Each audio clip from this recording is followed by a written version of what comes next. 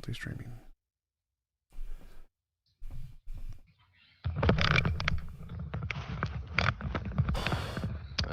Okay. Are we still there? Yes, I can still hear you. No guarantee this is going to be better, but it's the opposite direction. Let's see.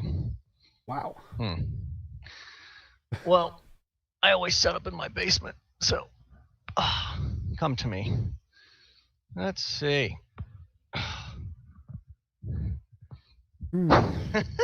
This is the opposite. I guess in your analogy, Jesus has left me in this case. Yes. Oh, come on, buddy.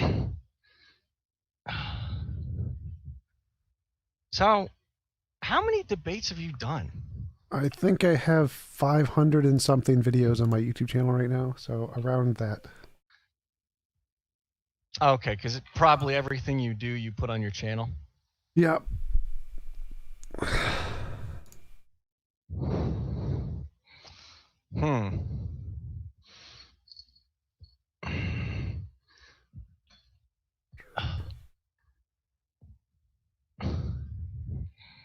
It's okay. That works. That's fine. Good enough.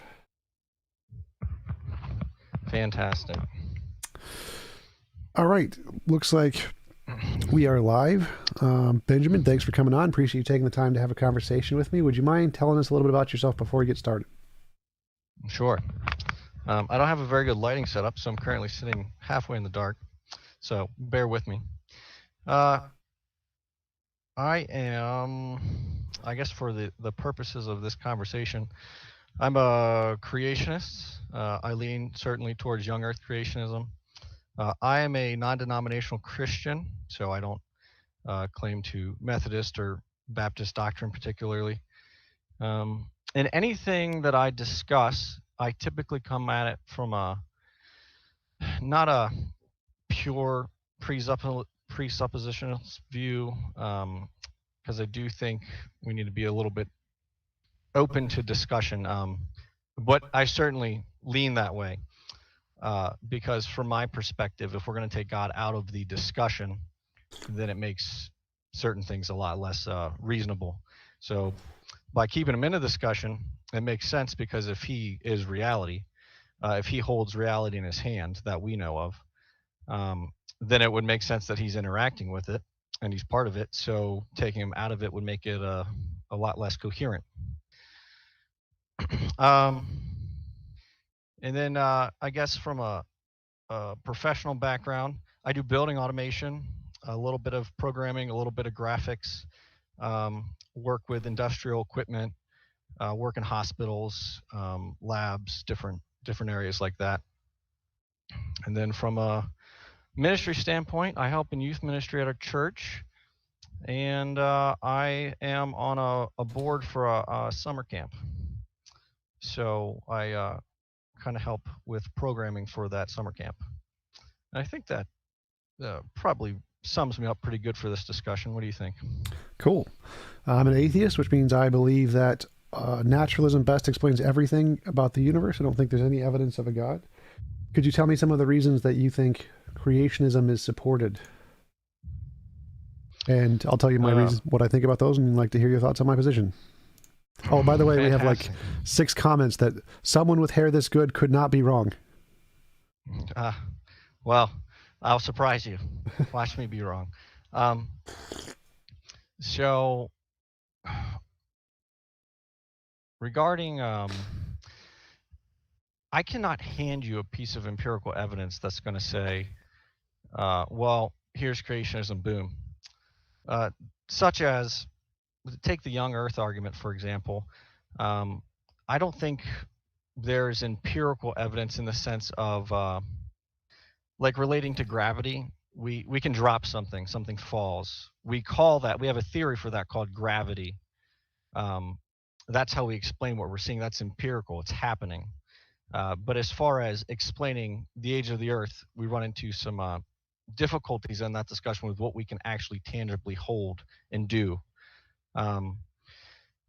So I think regarding evidence for God, I would say that existence is evidence. Everything is evidence. Kind of a picture that I paint is, if creation and existence is the event horizon for God. So everything points to him. If you take little bits and pieces, you might say, oh, well, that's just a little spurt of light, or that doesn't really look like much. But when you start connecting all of the dots, all of it points in one central direction. Just like around a black hole, you'd have a event horizon that you can't actually see that black hole with your eyes, but you can see everything going on around it that's pointing to it, quote unquote. So no analogy is perfect, but I think that would be a way that I'd kind of sum that up quickly. Okay, what things point to a god as opposed to natural explanations? Morality. Okay, why would morality point to a god? Well, as you know, there has to be, well, for my position, there has to be something outside of us that's showing us what right and wrong is. Otherwise, it's just all subjective and open to interpretation. I agree there has to be an objective source, but why would that have to be a god? It could just be some part of nature we haven't discovered yet.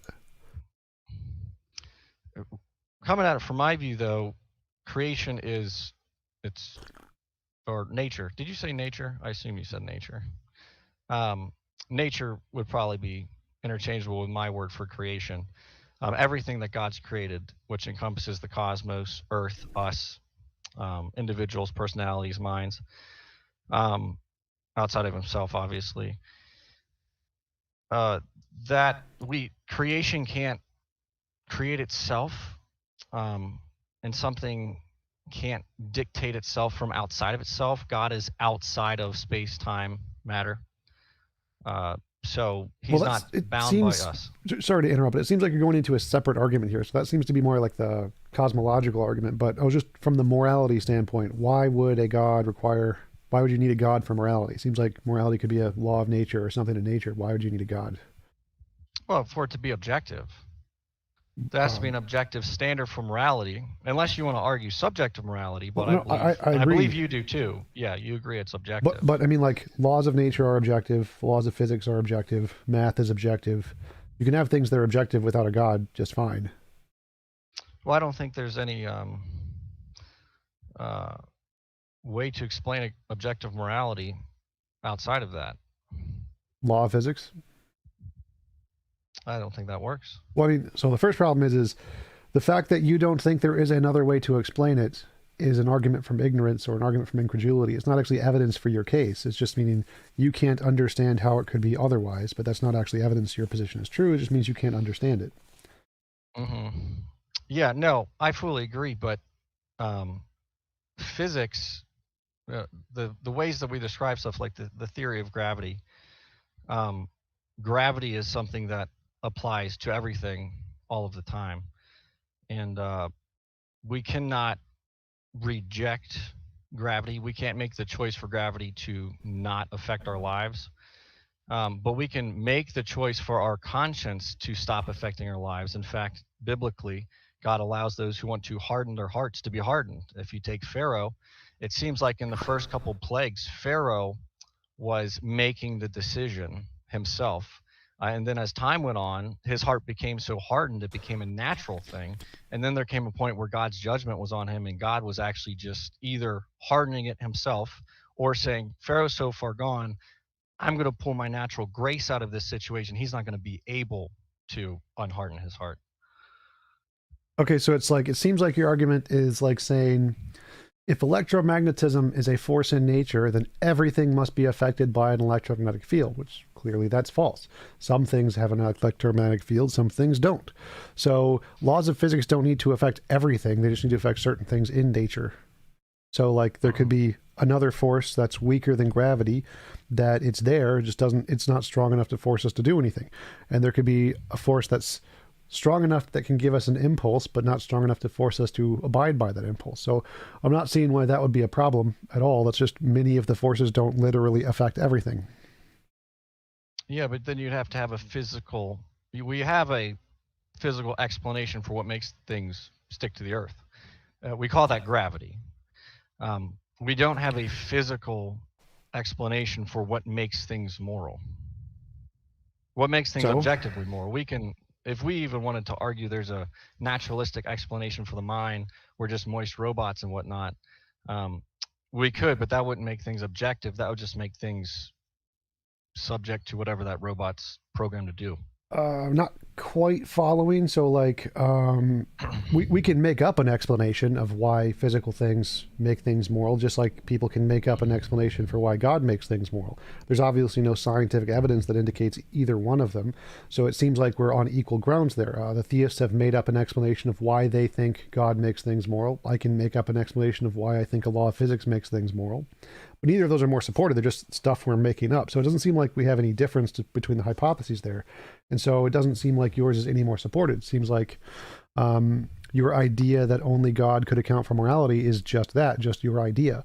And your incredulity about how it could be a law of physics isn't an argument against the law of physics. And so I can say, I believe a law of physics would make things moral and come up with a hypothetical explanation just like yours for God.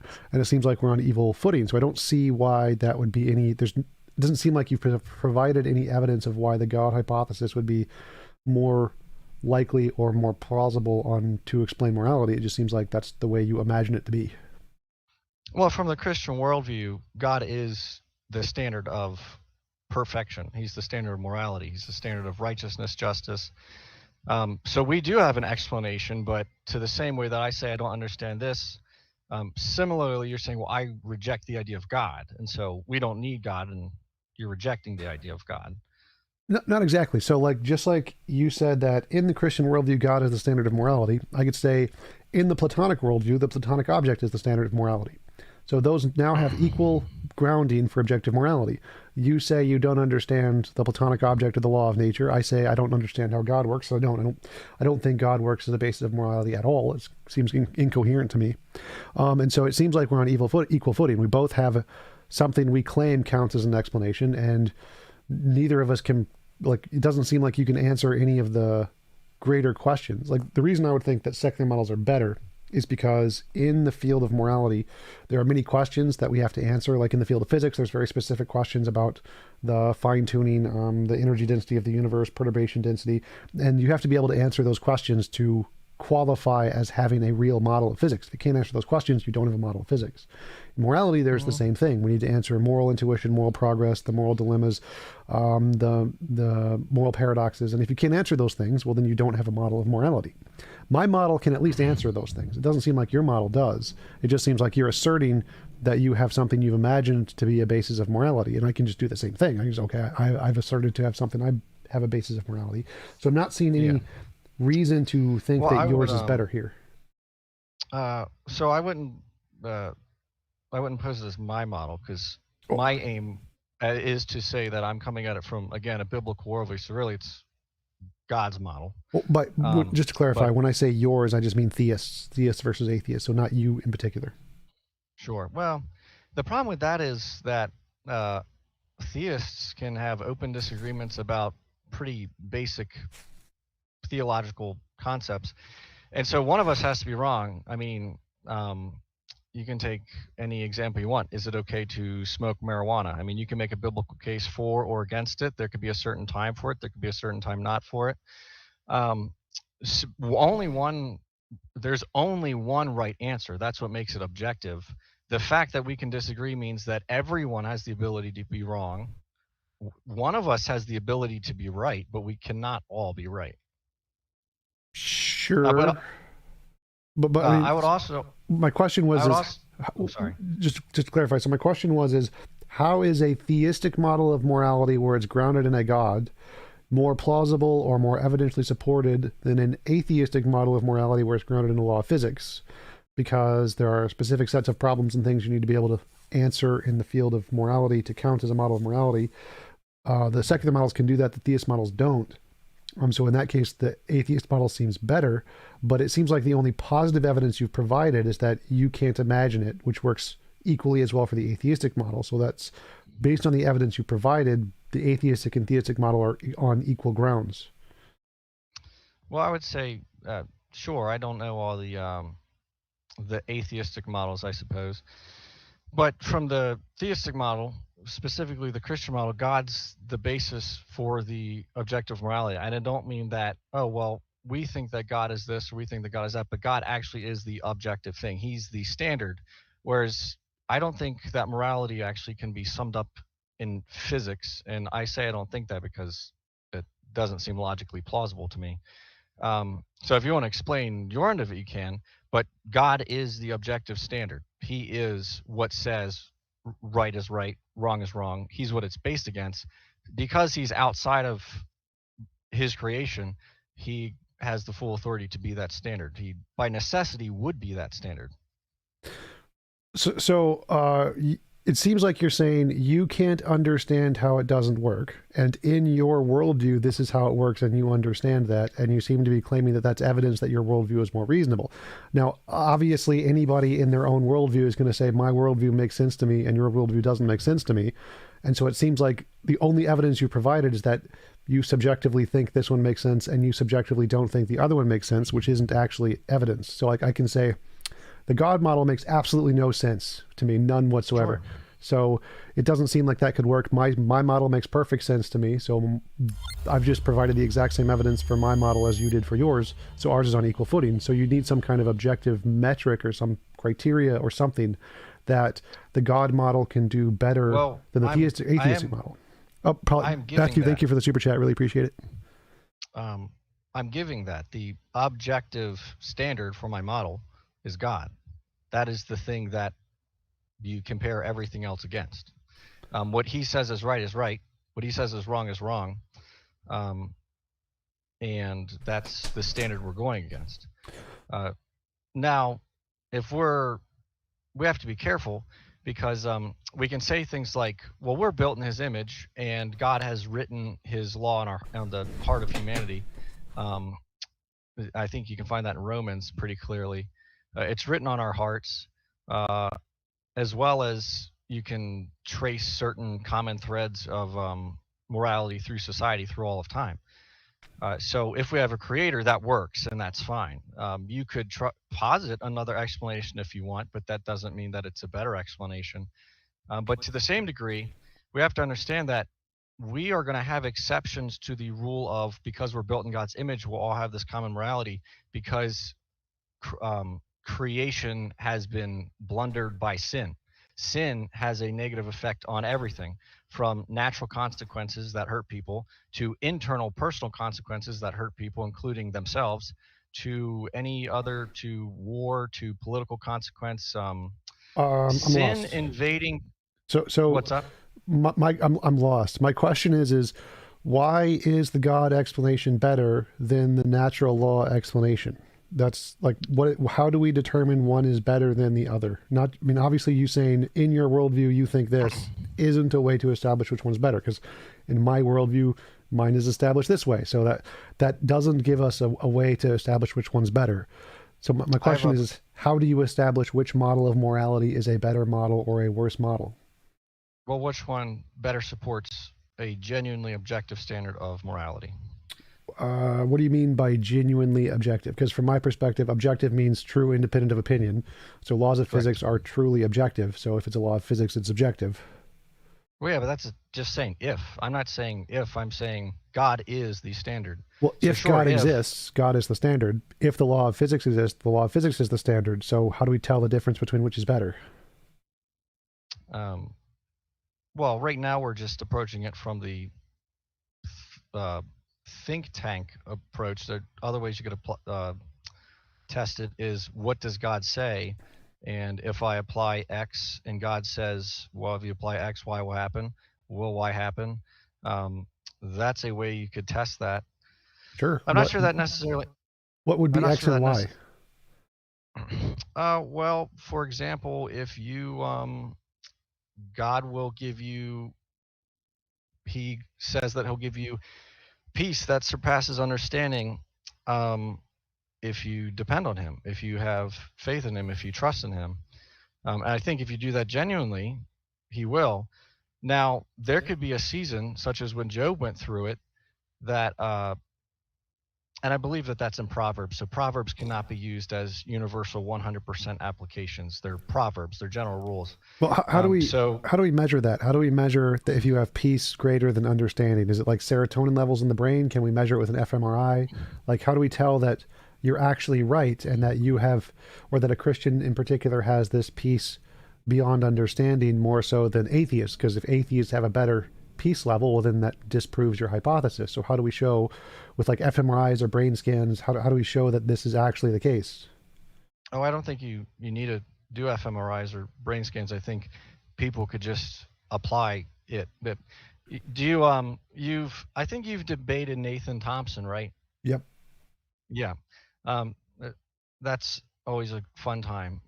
He says that you can apply a flat Earth test. Just go out to the ocean, look at the ocean, you'll see it's flat. I'm not a flat earther. I don't believe it's flat. Anyway, that's a bit of an oversimplification for that, but it's not for the case of if God says X will happen, then you can just test God wherever you are right now. Um, because and I don't mean that as in you should put God to the test and say, God, you have to cater to my will. But if you are seeking God and you are if you are seeking to glorify God through your living, and you are using God's word to guide you, then what He offers is going to be seen over time to be true. And again, I bring up Job as that because Job probably did not have peace when he was scraping the boils off of his flesh. He was still giving honor to God. He was still fully aware that God was God. He didn't deny God, but I'm sure he had a little anxiety, a little stress when that was happening. Right. In the end, it resulted in it, and he endured. But Well, my objection wouldn't be the Job objection. So I'm not going to make the objection that some Christians wouldn't necessarily be happy all the time. My argument is this peace beyond understanding thing. This has got to be some kind of a feeling or a sensation or an emotion of some kind. And we want to know, is that the pinnacle of peace that we can experience? Like, is if you're an atheist and you experience an even greater level of peace, would that disprove your hypothesis? no, well, actually, let me backtrack. I'm not actually answering that at this moment, so forgive me. You said there has to be a feeling or something. No, that I mean, I could pull up the text, but peace that surpasses understanding, that's that could be feelings, but that sounds logical to me. As in certain situations, this peace doesn't make any sense. And you can say, well, God doesn't exist, so let me figure something else out. But the problem is I'm saying God exists. I'm saying because God exists, He claims this, and this claim can be verifiable through experience. Well, I'm asking, how do you verify it? Is it to verify it through experience? You have to experience it. It has to be an Yeah, experience of yeah, some kind. So I'm guessing it's not a sense experience. You don't like see peace as like an object over there. It's probably something you feel internally of some kind, right? yeah, Okay, yep, so that sure. feeling internally. Now, what if there's a different ideology that gives you an even greater feeling of peace, like It could atheism? also Suppose. be it could also be an unlocking of your mind in the sense that so I'm an overthinker, and so my lack of peace could be from my mind getting hung up. So the peace could be emotional, or it could just be the genuine relief of I pray about something, surrender it to God, and it's actually gone. Something that I have no other explanation because I am the overthinker. It is common for me. It's how I operate. That has now been overcome for some reason in this situation, which is unusual. And so you could chalk that up to coincidence, but the fact is, it goes against what's normal. So again, I'm asking, how can I confirm this? So if we turn to God and believe in God, we're going to have some sensation, some experience, which is different from doing something alternative to turning from God, right? So you're saying that if we turn to God, this experience will occur, and it will not occur if we don't turn to God, right? No, not necessarily. So if we can get this sensation in other ways that have nothing to do with God, then how is that evidence of God? Well, you can't. So, gosh, this is um, you can't, because even if you don't give God credit for, the Christian worldview claims common grace. Peace is grace from God. And so anyone, the most devout atheist could experience God's common grace. Living a wealthy, happy, fruitful life, that's common grace. And you could deny God the entire time that you're doing that. So I'm not saying that those who don't believe in God won't have that. I'm saying God accounts for why it happens regardless of what you believe. Um, and also, you'll be able to. Well, actually, I'll leave it there and see what you have to say about that. Well, that seems like begging the question. So I'm asking, how can we test, like you mentioned, how can we demonstrate God is real and a better grounds or of morality or whatever? And you said, because if you follow God, you will have the sensation. But then you said, oh, but you can also have the sensation if you don't follow God. So that seems to undermine your argument. So now your original argument that you can prove God is a better ground of morality because you can follow him and get the sensation is Yeah. false, because you can get the same sensation without following God, which means you're back to stage one where you don't have any evidence. Well, boy, what a conundrum. Um, so I think we need to back up for a minute. Common grace means that it can happen to you regardless of what you believe. God being the explanation is separate from what you believe. He explains it. You don't have to believe in him, but he is the objective basis for that. Crud, I had another train of thought and I just lost it. Repeat your critique of me. Right. So my argument, what I was asking is why is God a better basis of morality than natural law? And you said the reason God is better is because we can demonstrate he exists through this experiment. He says do X and you will get Y. If you do X, you will get Y. And the do X, I asked, what is the do X and what is the Y? And you said the do X is follow God of some way. Follow the teachings Yeah. of God or something. And then you will experience this unending peace or this unimaginable peace of some kind. And then I asked, well, okay, can you experience this unending peace without following God? And you're like, yes, you can. And well, that means that it's not do X get Y, because now there's do Z get Y or do A get Y. You can get Y in lots of different ways. So if you want to show that God is more likely to be real by some experiment of do X get Y, you need to give me an example of do X, which is following God or whatever, and then getting Y, which doesn't happen in lots of other ways. Because if it happens in lots of other ways, then it wouldn't be evidence of God, because it could be explained by any of those other ways. Oh, that is not Proverbs. Also, I misquoted that. Will guard your heart's mind.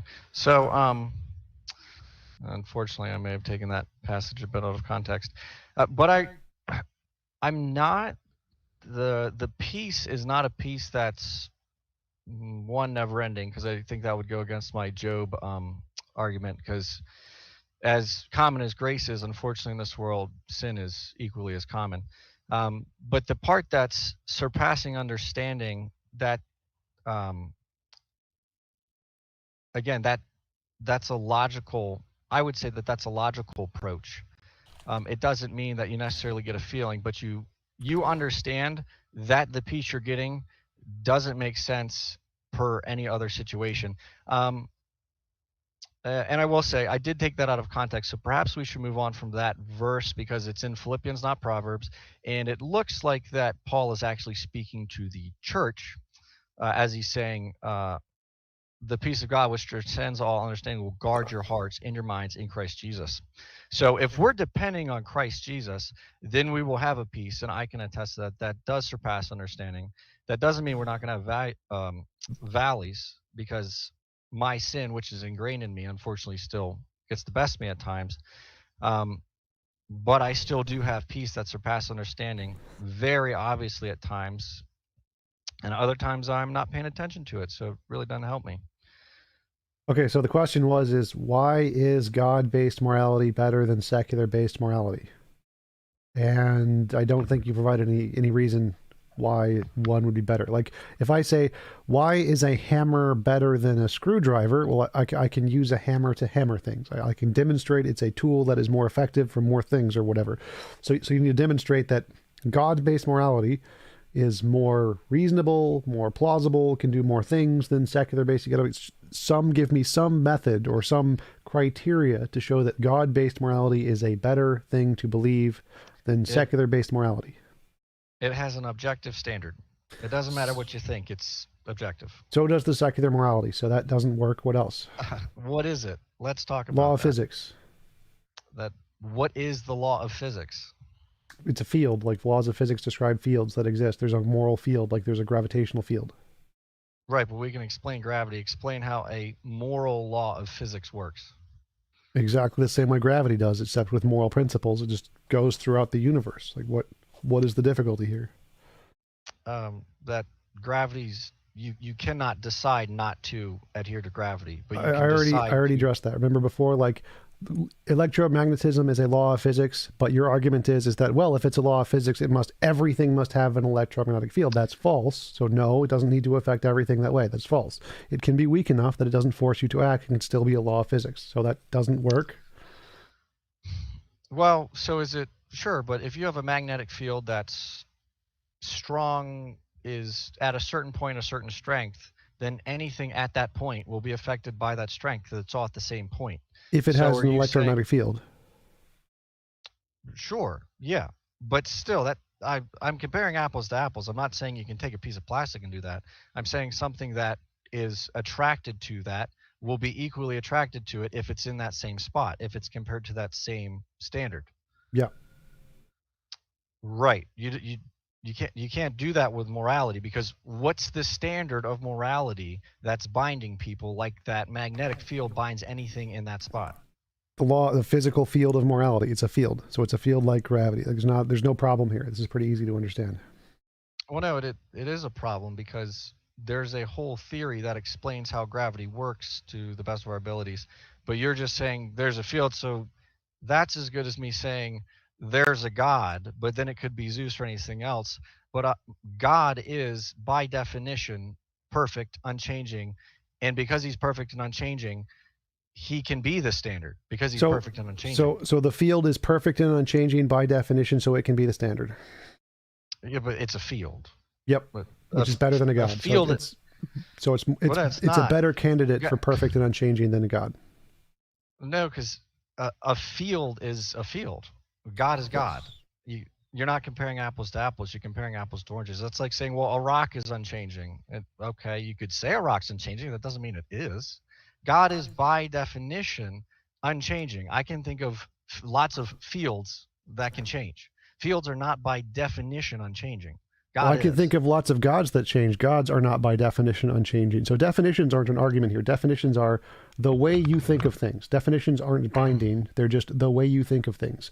So it doesn't actually prove anything. I can just say the definition of the field is it's an unchanging moral field. Okay, problem solved. Like definitions don't force anything to do anything in reality. Well, you're inferring that there's other gods, like Zeus. Sure, he's changing, but there is a reason that God told us not to deal with false gods, because then it's going to skew what God is.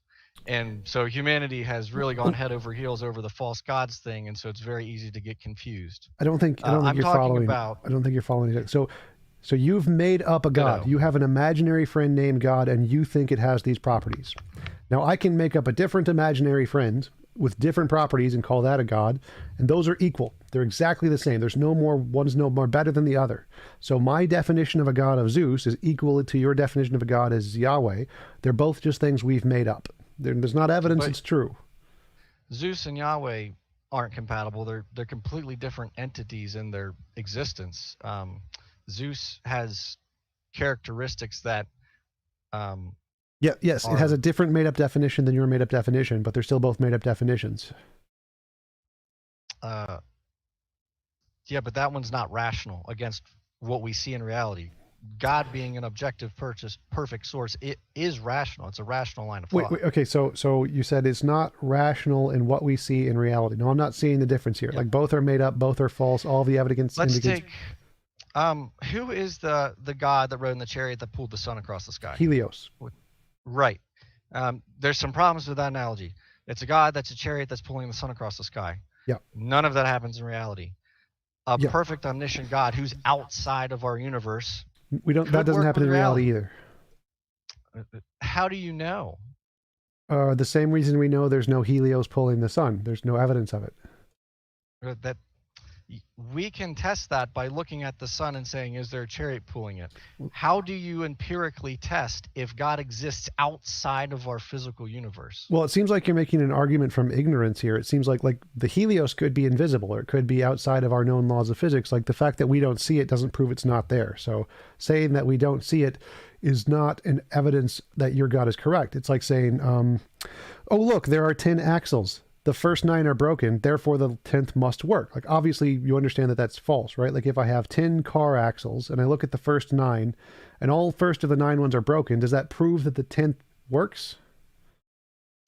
No, that's like the gambler's fallacy. Yes. You can't base a, yeah. Right. So the same thing would apply here. Even if Zeus and Helios were proven false, that doesn't prove that yours is correct. Well, And so they're right. still on the same Well, the same footings. Well, no, it's not. Because what I'm pointing out is Helios has fully testable things that we can say that is just a myth, because there is absolutely no way to verify the claim. God's not claiming to be a chariot. He's claiming to be the creator who's outside of and not bound by this. But Ergo, even if we can't understand it, that again, it would be an argument from ignorance to say, well, I can't understand how God could possibly be metaphysical or outside of this universe.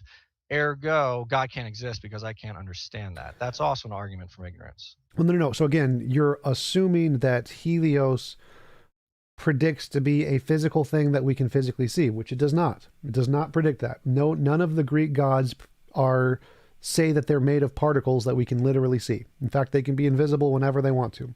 So Helios could be invisible. It could be outside of our space-time, which means the fact that he's a chariot pulling the sun is not disproven. That is not disproven at all. In fact, you can't. It's unfalsifiable, the Greek god claims. So they could still be there.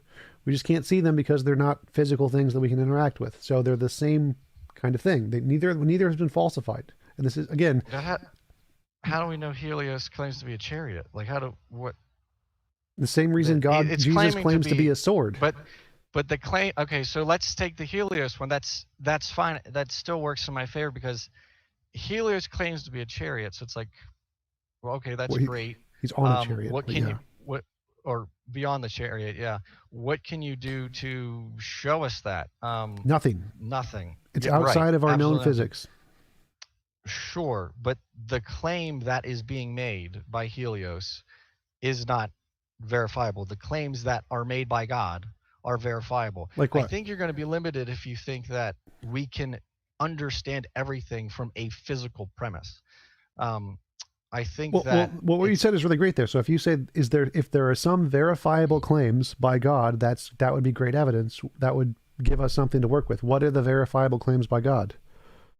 Well, if you trust in Jesus Christ, like it says in Philippians, then it'll give you peace that surpasses understanding.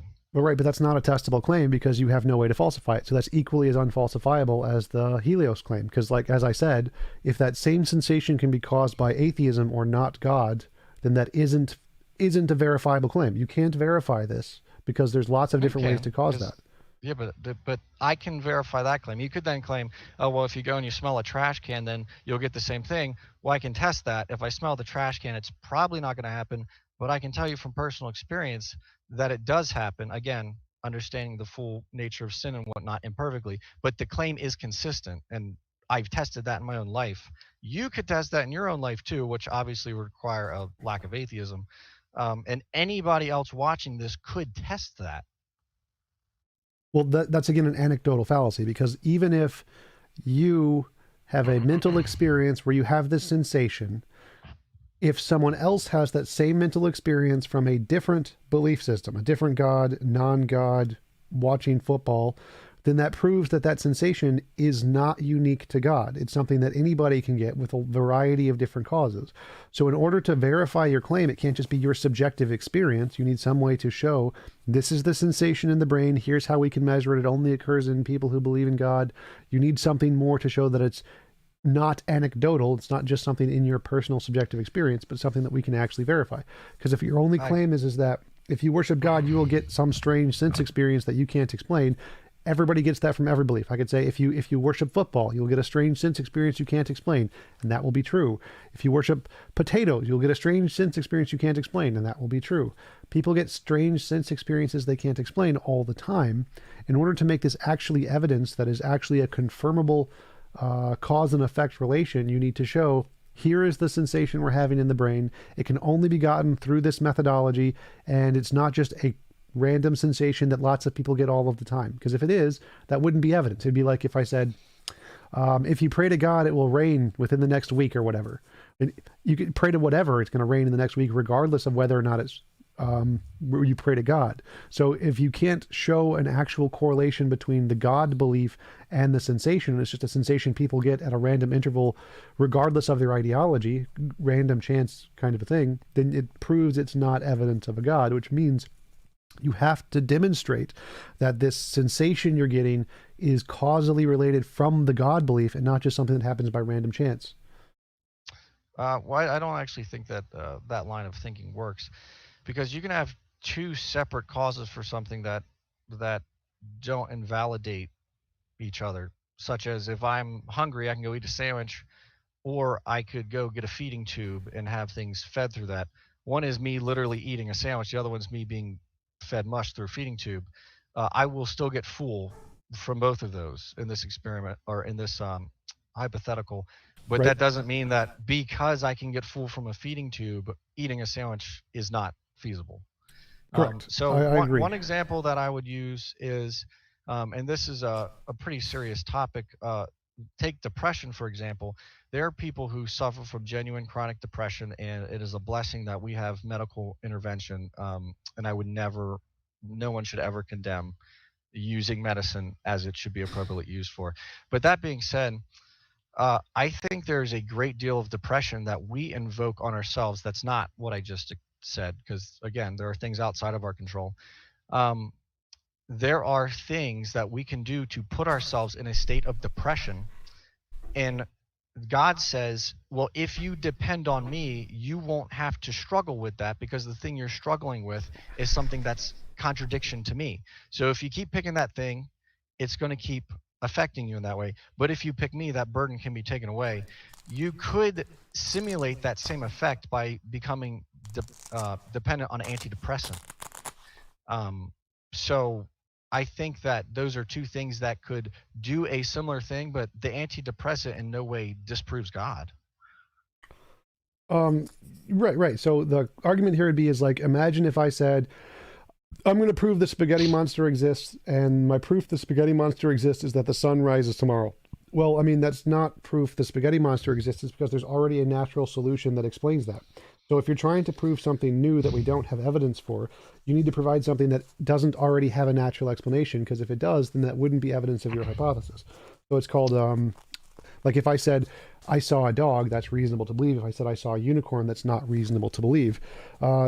If there's already a natural explanation that we know and is proven to exist that can explain the data, that same phenomenon occurring in the same conditions would not be evidence of some new phenomenon. So like saying the sun will rise tomorrow isn't evidence of God, and saying you get some curing depression isn't evidence of God. It's just evidence of human psychology. What comparing, if you take a claim, you have to test something against what it claims. If God claims that he'll do that and he does that, then you're testing him. Again, if an antidepressant claims it will do that, you're testing the antidepressant. If the antidepressant doesn't work and you say, well, this isn't an antidepressant because it doesn't work. If God claims to do that and it doesn't do that, and again, we have to understand that sin does not make it possible for common grace to be perfect. But if it does not do that consistently, if God falls on his claims that he makes, when they are genuinely being uh, implemented, if that's even the right way to say that, then that would be, well, then this is just a bunch of claims that don't actually happen, that don't actually do anything. I want to go back to the spaghetti monster analogy, because that analogy, I don't know how that one has so much traction. I think it breaks down pretty easily. And that might actually be a better one than the I'm terrible with names, so the guy riding the chariot around the sun. Helios. Yes. But So I wanted to so like if you said evidence of God is the sun will rise tomorrow, I can say no, that's evidence of physics. There's something else that explains that. So if you say evidence of God is that I got this super powerful emotional response, I can say, nope, that's just evidence of cortisol working in your brain. So the fact that you claim that this is evidence of God, if it's a super common experience you can get in lots of ways, wouldn't be evidence of God. It's just evidence of the natural phenomenon we already know about. So mundane things that we already know about can't be evidence of God. God will cause the wind to blow tomorrow. Like, no one's going to accept that as evidence because it's already going to blow tomorrow. So if you're Yeah, but predicting things it, that we already know about, it's not evidence. You have to predict something we don't know about or can't understand or will be higher probability to happen under God or something. Like if more Christians were able to cure their major depression by worshiping God, that would be great evidence. It just doesn't happen. It's false. Most Christians can't. Most people who have major depression leave I think it does Christianity like I happen. did. So what cured my depression was sex, not God. And so you can Yeah. get that curing of major depression in a multitude of ways that has nothing to do with the God. And so God having a religious belief that can cause you to cure your depression wouldn't be evidence the religious belief is true. It's evidence that it causes the same mental phenomenon that all of the other things cause to cause a curing of your depression. So that wouldn't be evidence. But if you want Um, to talk about the spaghetti monster, I that's fine. actually would say I don't think that you have statistics to back up that Christians, and I would offer legitimate biblical Christians, not Christians who say I'm a Christian but then go against God's word, because that's by definition not a Christian. But legitimate Christians take sex lives, for example.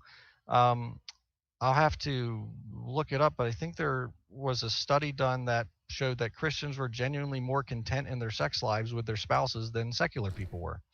And that's just one example.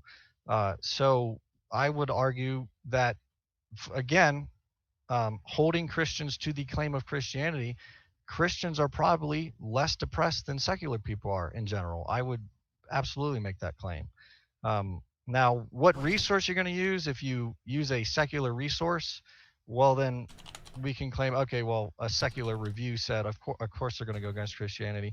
And if you take a Christian resource, then you would hope that they're being honest, just like you would with a secular resource, but certainly there can be biases paired in with that.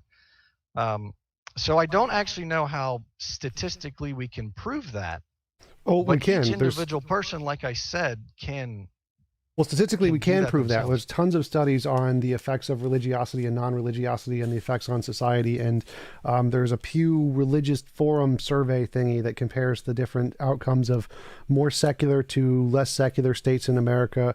And the more religious states do worse on pretty much everything: child pregnancy, disease, crime, poverty, just every statistic imaginable they do worse on. So we do have stats on that. So that would, if you're going to go with the stats, we can just look at the Pew Surveys data and atheism wins.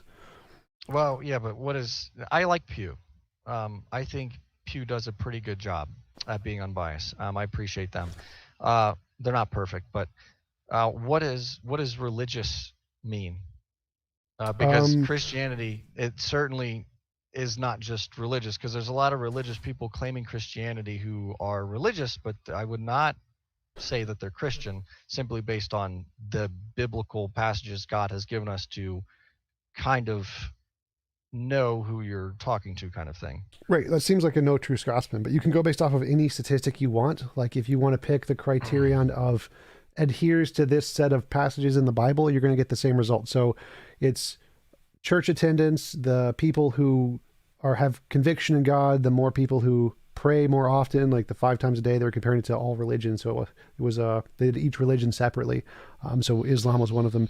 Whatever statistic you want to go with, you're going to get the same result. Well, that seems to be a common trend of sin being able to corrupt God's common grace while we're in this world. Um, so that's pretty consistent.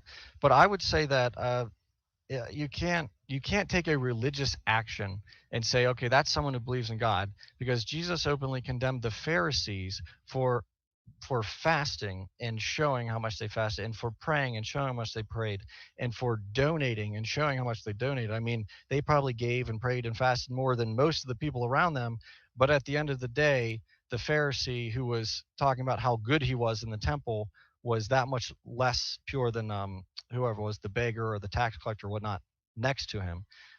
So humans are really good because of sin at corrupting God's perfect design and intention. And so, as long as we're trying to use humans as the standard, it's going to be very hard to do that. But we personally can test these in our lives and our relationships with God. Well, you can't, because that's an anecdotal fallacy. You have to show that there is a difference between the success rate of this, whatever you're testing, and random chance. And you can't do that personally because it's an anecdotal fallacy. But you can pick whatever stats you want. All of the studies that have all picked, these are done mostly by Christian organizations like the Templeton Foundation. You can pick whatever stats you want to try and identify the true Christians who have better lives, and you're going to get the same results. Secular people are better at pretty much everything always. If you compare like in states in the U.S. or countries in the world, you always get the same result. Secular people are better off in pretty much every statistic. Yeah, but what does better mean? Less of the bad stuff. So like in the case of rape, Sure. it's less rape. In the case of crime, it's less crime. In the case of divorce, it's less divorce. In the case of child pregnancy, it's less child pregnancy. In the case of famine, it's less famine. In the case of housing, it's less homelessness. Like whatever stat, pick whatever stats you want. Like many Christian organizations have tried this, and they've tried to find the stat that represents the true Christian, but every single study they do finds that secular nations do better. So there's been no successful studies by Christians that have been able to identify that the true Christians are better than the secular organizations. But if you want to do a different one and find the correct stats, that's totally fine. You can do that. Just all of the stats, all of the data in all of the world seems to indicate that's not the case. Well, that's just silly, because sin corrupts everything. So even if you were right, there would be some stats that go against what you're saying, because that's just the nature of the world. Even things that should be perfect aren't. But assuming that you're right, which I don't think you are, but what are some studies that you can cite that can actually point me to that direction? Because I'd love to see what you got and to see where they're actually originating from. All right, let's go to, I just did a debate on this with Islam. Desktop 2, live debates, Kenny Boomer. If you are curious as to which states are the most and least religious, simply check out the Pew Forum's Religious Landscape Survey. So that's Pew Forum's Religious Landscape Survey. It's all there, and you can go ahead and check out the various states varying in terms of social well-being. The correlation is clear and strong. The more secular tends to fare better than the more religious on a vast host of measures, including homicide, violent crime rates, poverty rates, obesity, diabetes rates, child abuse rates, educational attainment levels, income levels, unemployment rates, rates of sexually transmitted diseases and teen pregnancy, etc. You name it, it's on nearly every sociological measure of well-being. You are most likely to find the more secular states with the lowest levels of faith in God and the lowest rates of church attendance faring best, and the most religious states with the highest levels of faith in God and rates of church attendance faring the worst. So, Pew Forum's Religious Landscape Survey. Got it. What else you got? Well, that one just gave like a bunch of stuff. So, I mean, I could find more, but I don't really need to. Well, if you're going to claim that everything points that way, then it should be pretty easy to just give a few more. Well, I mean, I just gave one that listed about 20 different metrics of value in life. I mean, I could find other ones. It's not hard. Is that, so did this one study look at all those values? Yes. Or was it 20 independent studies? Both. It's a meta study. Right, but it was conducted by, I would assume, one organization or one group of people, one umbrella of people. It wasn't these people over in Taiwan who have no idea who these people are over here. It's not multiple studies from different places. It's a meta study. You know what a meta study is? It's a study that combines a bunch of different other studies and then does correlation data that shows that they're correct. So it does both. So thank you for the super chat, Matthew. Appreciate it. Got it. So does this Pew Forum list where, I would assume that it lists where all of this information is coming from, what studies it's being sourced from? Yes, you can go find that on their bibliography if you would like. Sure. Okay, well, very good. So on that note, let's go back to the flying spaghetti monster analogy after I take a drink. Sure. Did I bring out the flying spaghetti monster yet, or is this Yes, you did.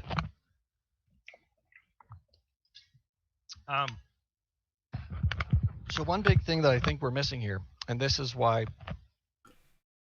it's hard to, So let's go back to flat Earth for a minute.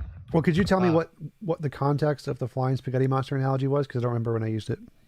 Yeah, it was, I think it was just saying, well, I could say that this flying spaghetti monster is an explanation for X and Y and Z versus your God. Gotcha. I believe that sums it up. So the problem that I have, and I actually used this against the flat against Nathan when I was debating him, but the issue that flat earthers have is because they refuse to accept what gravity is, they cannot properly comprehend what it is. It's not until you say, let me genuinely take this in and have an understanding for it, that you can start to do that. As long as you're going to just bold face reject it like they do. So I don't know where you would fall on that level, but if you're not willing to accept God for who he claims he is, then a lot of what he claims isn't going to make sense. And I come at this presuppositionally because I don't believe that there is, and maybe I'm missing something, but I don't believe there is a successful, purely empirical argument that can prove God, but there absolutely is individually by holding God to his claims. And we have to compare a claimer against his claims to figure out if he's consistent. God is consistent with what he's claiming, and it makes sense in reality. Whereas the flying spaghetti monster doesn't make sense because it claims to be a flying spaghetti monster, and none of those make sense in reality. Well, flying a spaghetti and monsters maybe do, but not together. That doesn't make any sense. I'm not following what you're saying. So, do you understand what logical possibility is in philosophy? It's possible logically. No, Yes. please elaborate. It means there's no logical contradiction. So things like a round square, a Yep. married bachelor, those are things that are logically impossible. It's logically possible if it doesn't have a logical contradiction in it. So a flying spaghetti monster is logically possible. It's possible to have all those things, and they could be not like literal spaghetti, or it could be like magic spaghetti or non-physical spaghetti. That's perfectly fine. So you can have spiritual spaghetti, and it's flying spiritual spaghetti monster or whatever. So there's nothing contradictory with a flying spaghetti monster any more than there is. Well, actually, I think there are many contradictory properties of God. So to me, it seems like having a magical flying spaghetti monster is equally, if not slightly more plausible than a god here. I don't see why there would be a difference. So do you believe in magic? No, but it's equally as So it's plausible less as a god. plausible. Yeah. No, it's not, because God How doesn't so? claim magic.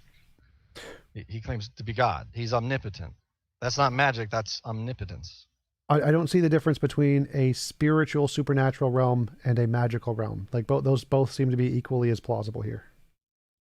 Why? That's I would offer that's an argument from ignorance, because magic is I don't actually know what the definition of magic would be, but supernatural is just something that supersedes, that's outside of what we can naturally see, naturally experience. God, if we are the creation and he is the creator, that would mean he can't be bound by what he created. So like saying magic here would be just a different ontology. So you know there's different possible ontologies. We have the physical world. There could be a supernatural world. There could be a magical world. There could be an ubernatural world. There could be all these different kinds Yeah. of realms of stuff. Magic would just be a different realm of stuff, just like the supernatural would be a different realm of stuff. Yeah, so I would disagree with the magical realm, and I would say the supernatural realm exists Why? because they're Because different. sure, they're different, but why would we say one is Yep. more likely than the other? Because it seems like we're both just making up new ontologies. Why would? Um, well, with God being, again, the event horizon, existence points to God. Like I said, existence is God's event horizon. Everything points to him, and I'm trying to morality points to him because he's the objective standard, which we're trying to get to here. Um, so the there, if God exists, then a supernatural realm is necessary. I would posit that God's existence is necessary for the natural realm. And so the fact that it's just reality, and that's how I'm making that argument. Oh, sure. So before I go, But God doesn't claim anything magical. He claims, I did this. I am in my essence, in my being, supernatural, because the natural is what I have created. So holding God to his claims, he doesn't claim magic, he just claims omniscience. I'm holding him to what he claims. But a flying spaghetti monster, which I guess you'd have to believe in magic unless he's claiming to be supernatural, but flying spaghetti and monster are all natural things. So that doesn't really make any sense. well, I mean, not really, because I mean, consciousness is a natural thing. Thoughts are a natural thing. You could just label God's properties as natural things too, and you'd say, well, that's just an analogy. They're not really God isn't conscious in the same way we're conscious because it's just an analogy, right? Well, so that's interesting. Does God think? In the same way Well, if we he's do. real, just You'd say it's what? slightly different. It's not the same as we do, right? There's a difference between the way God does it and the way we do it, right? Well, actually, no. I'm actually not sure he does, because what's required for thinking? Does God have a mind? Is he conscious?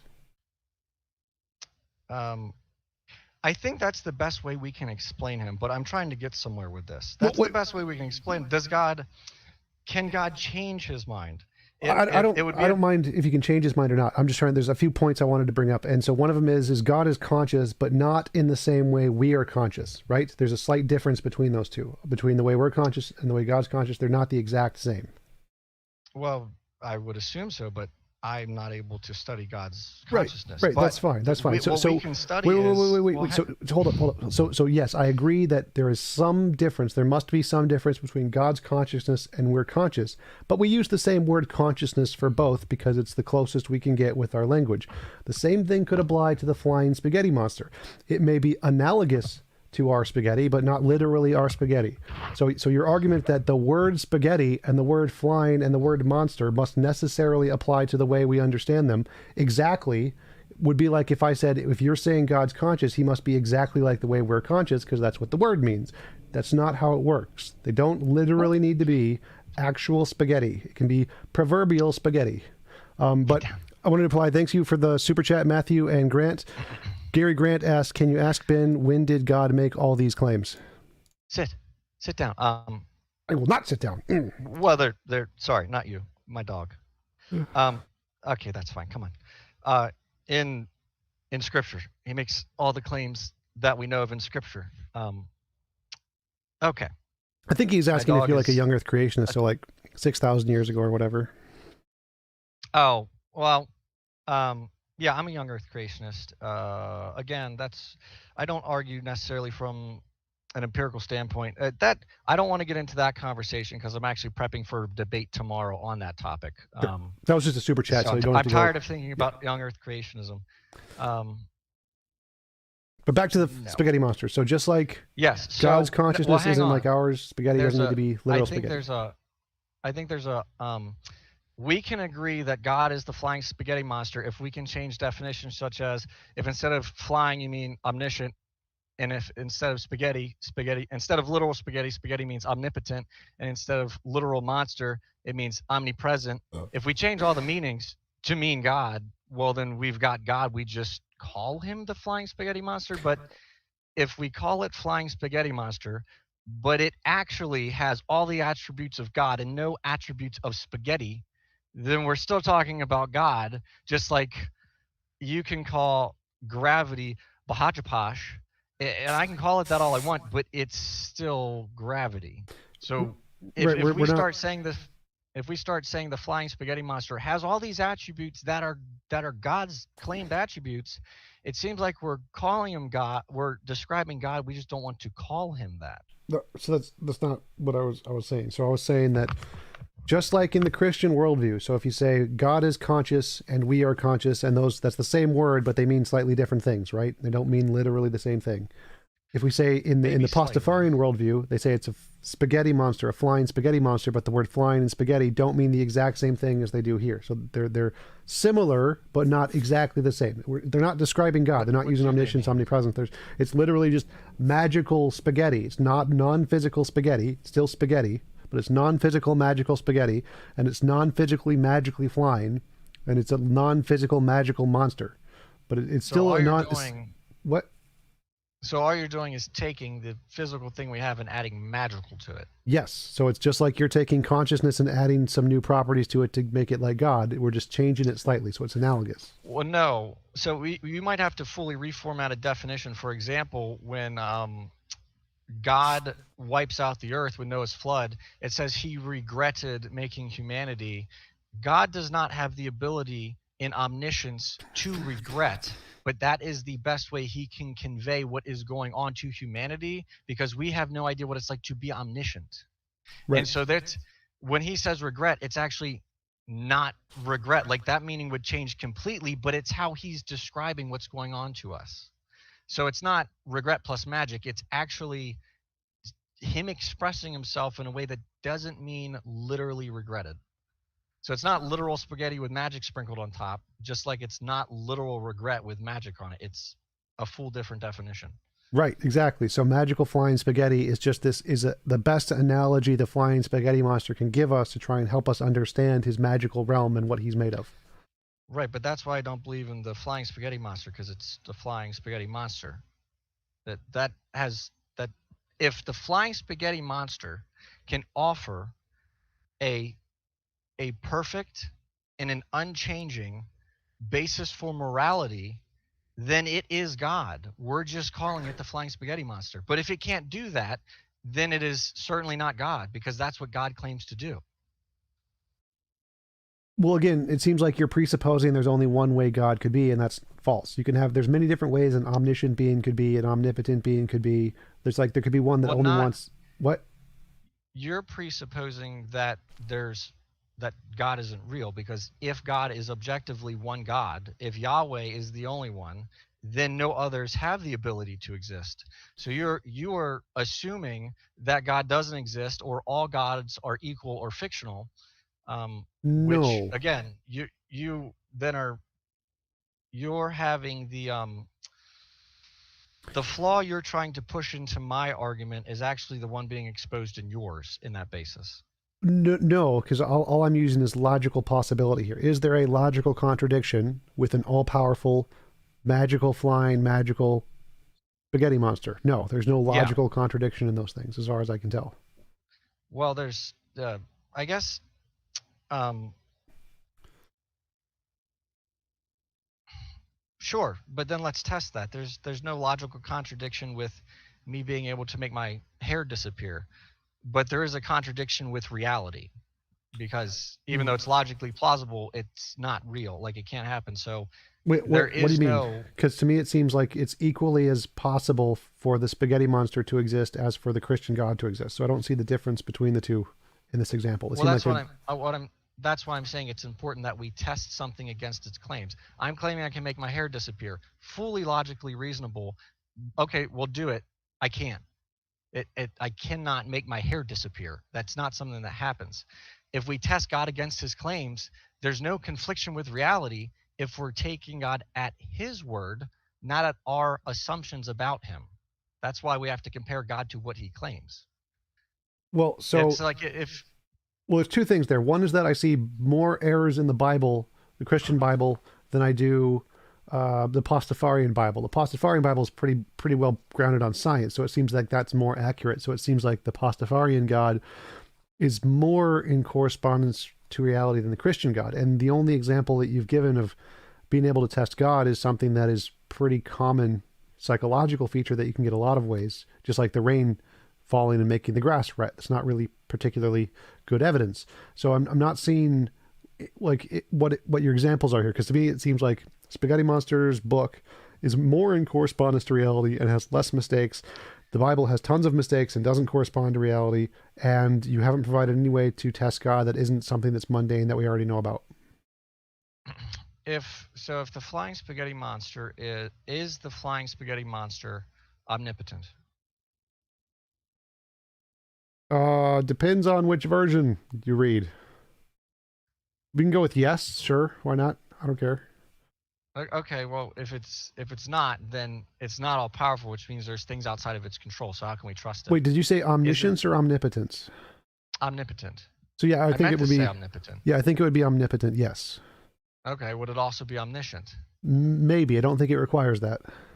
Okay, well, God will require that, because if Why? he's not all knowing, then how can he be sovereign, which he claims to be?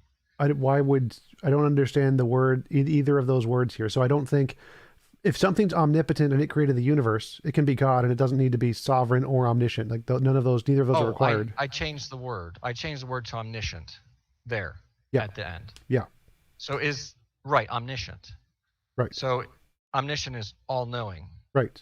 You don't need that. You don't need that to be God. There can be a God who created everything and isn't all knowing. Uh, I wouldn't agree with that, but Why? I don't know how that would work. Which is a claim from ignorance. So just stand by. Let me think about that for a second. Um, well, because if he's not all knowing, then it goes back to reliability. We can't trust him if he's not all knowing because he doesn't know what's going to happen. So any promise he makes to us could just fall flat. Well, why does that make him any less God? If he's the most powerful being who created literally everything else, he's still God. Doesn't matter if he's trustworthy. Well, sure. No, that's fine. If you want to posit an untrustworthy God, that's fine. But going back to objective morality, if we are getting our standard of objectivity from God, we should probably be able to trust him. He should be trustworthy. And so, again, I would say then omniscience is required because if he doesn't know everything, how can we truly trust him? And if he doesn't know everything, then how can he be unchanging? How does he know he's going to not change when he makes us that promise? I'll address that in 1 second. We got a super chat. Thank you, Shadow. Well, here goes to the Grubhub money question for the guy with the weird afro. What century were you born in? You have a nice style there. Oh, thanks. Um, well, 20th, or 21st, but actually 20th, 1900s. So sorry. He's Yep, actually that's all I got for 17. you. It's 17. Gotcha. But If there's some sporadic movements on my camera, it's because my dog is sleeping on me, and she's a 60-pound lap dog. So no problem. Yes. So yep. my question here is that there's a separate point here between morality and omniscience. To me, it seems like there could be a God who's all powerful, who created the universe, and it's just all powerful, omnipotence, no omniscience. It doesn't seem to need omniscience to create the universe. It can create the universe just fine. So whether or not it's trustworthy is a separate argument to whether or not you can have a God who is all powerful without being perfectly good or whatever. Like there's many gods concepts that don't need to be perfectly good. So we could just say there is no objective morality and there's a God who just isn't perfectly good, and that would solve the problem. So I don't see why you would need a God to be perfectly good. Also, you don't need a God to be all-knowing to be perfectly good. Like you could have a God who's perfectly good by nature and he doesn't tell you anything. And so you don't need to like trust what he's saying. It's just his nature that's good. Yeah, So that is actually the biblical God. That's the biblical worldview. He is good in his nature. Like he is good. It's not that he right. does something because it's good, and it's not that something's good because he does it. It's that he is the standard. He is good. Right. And I'm using that as an example to show that you don't need omniscience, all knowledge, to be perfectly good. You can be perfectly good even if you don't have all knowledge, because the reason God is good isn't his knowledge, it's his nature. Uh, sure. Yeah. Um, So you could I'm have a trying to God figure out. who's all powerful and all good, but still doesn't need omniscience. You don't need omniscience to have a perfectly good, Well, all how powerful can God. you? Yeah, but you can't trust that he's all powerful. How can he know he's all powerful if he's not omniscient? Because for all he knows, all the God knows, he's not all powerful. There could be something more powerful than him. He's not omniscient. Well, I don't understand the question here. So, like, how do I know he's all powerful? I don't need to know. That's an epistemology question. I'm just asking: is it Well, ontologically possible? Like, could there exist a God who is all powerful and perfectly good who doesn't know everything? And the answer is yes. Whether or not we know it doesn't make a difference. Like whether we could well, no, know he I exists is sure we couldn't know he exists. Yeah, but in that case, we also would have no reason to posit that there's a God, if that's the case. If there's no way for us to know that he exists, then why would we worry about that? Uh, that this is a different thought experiment than I'm used to, so I apologize for not addressing things clearly. But yeah, what do you think? well, to me, it seems like you're confusing epistemology and ontology. So, like, whether or not we think there's a God doesn't matter. It's irrelevant to the question. So Correct. imagine there were Yeah. no humans created in the universe yet. We're pre-human Yeah. era. Could there be a Yeah. God who created the universe who's all powerful and all good, but not all knowing? Well, yeah, like there's, of course, he's all powerful. He could definitely create the universe. Well, but And it see, wouldn't that's matter if he was but all you're knowing. you're begging the question there though, because how do you know he's all powerful? Because unless he's claiming to be all powerful, you're just assuming he's all powerful. So I don't think that that works because then you run into problems with God. So I'm asking about the problems with God part. Whether or not we know doesn't provide any problems for God. So if we know God is all powerful, versus we don't know God is all powerful, neither of those things are a problem with God's nature. There's no internal contradiction with God either way. Whether or not we exist poses no problem to God. So Sure. asking how do we know something is an epistemology question. It's a fallacy in philosophy known as confusing epistemology with ontology. Trying to ask how you would know something is irrelevant to the case of whether or not it's true. So the truth I of the think I statement. I think I got it. Okay, so I'm saying that a God I'm arguing that a God cannot be omnipotent without being omniscient because um, there would be no plausible way for that to happen because you cannot be omnipotent. God could not be omnipotent without knowing that he's more powerful than everything else, because I'm there not. could be something more omnipotent. Just like if we only know God, if we only know God and the view that you're giving, if we only know the God that you're describing, there could still be a more powerful God out there unless something that knows everything tells us there's not. So I would agree that us knowing something is separate, but I don't think that it works saying there's something all powerful without knowing if there's something more powerful, because then saying all powerful becomes subjective. Uh, could something be all powerful and not know it? Like, could it be the most powerful thing in the universe and just not know it?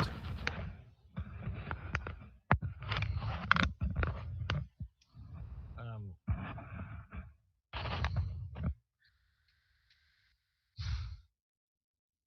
I will say I will just concede with I'm not sure, So like, because my knee jerk response is, well, no, well, I think that's logically consistent, but something is holding me back and I'm not sure what. So I don't want to just concede and say, well, yes, that's true, because this is honestly a line of thinking I haven't thought about much and I'm enjoying it, but I don't want to sit here for 5 minutes and not say anything. So I don't want to also say something that in 5 minutes I'm going to regret saying, if that well, makes sense. that's fine. So I wouldn't ever hold that against you to change your mind, but I would just say that from my perspective, there would be no problem with a being that is the most powerful being who could do anything in the universe. And even if it doesn't know it, it could still be the case that it's the most powerful being. So even if it doesn't know, it's still the most powerful being, whether or not it knows it. So I don't think the fact that it knows it's the most powerful being would change the fact of the Well, universe that it is the most powerful being. if you're basing this on the premise of it's the most powerful being in the universe, well, sure, that could be um, tangible, but that doesn't explain what the claim of God God being supernatural, which is outside of this universe. Oh, apologize. Because of I'm a naturalist, universe means everything to me. So reality. So if there's the being that's the most powerful being in all of reality, whether or not it knows it's the most powerful being in all of reality doesn't change the fact that it is the most powerful being in all of reality. So whether or not it knows doesn't seem to affect its place in reality. Either it is the most powerful or it's not the most powerful, and that statement is true regardless of whether or not it knows it. If something is just claiming to be most powerful, I think that's fine. But if something is claiming to be absolutely all powerful, I don't think it works. How so? How does Um, if a being is all powerful, either it is all powerful or it isn't all powerful, and that statement is true regardless of whether or not the being knows it. something can be perfectly powerful, but not have the power to know something, not have the capability to look into something. I don't know what that means. So like power to know something does not make sense to me. Power is like the ability to create, to bend space time. It's like an actionable thing. It's not like a knowledge So thing. are you saying that it can do that without knowledge then? So could something be all powerful and have absolutely no thought? Yes. Um, right, but I Like God could be sleeping or something. Like just God's unconscious and he has no thought. He's still all powerful, right? But he's just unconscious. well, no, because if he needs to sleep, he's not that powerful. Well, he doesn't need Um, to sleep, but he could choose to sleep. He could choose to put himself to sleep or whatever. So he could be unconscious, but he's still all powerful. He's an all powerful if he being. if he entered into this world, he could, but I don't think so. Going back to my thought experiment of does God think? That's like God is. God said, I am. God is unchanging. And so the question of thinking requires an elapse of time for processes of thought to go from one leg to another leg. But if God is outside of time, then that would support, or that would be coherent with being omniscient, because the process of thinking, the process of coming to conclusions never happens with God, because he knows everything all the time, right now and forever. And that's not a contradiction, that's a paradox. It's something that we, because we are limited by our logic, we assume God's limited by logic.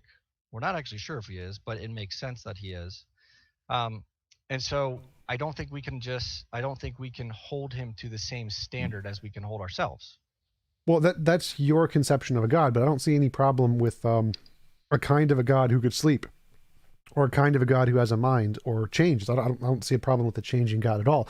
So it seems to me that there's no problem with the idea of a God who has a mind, kind of like ours, who can sleep if he chooses to, and is still all powerful. So it could still be an all powerful being with like a human kind of a mind who just sleeps, chooses to sleep. Like I don't see a logical problem. There's no logical contradiction with that.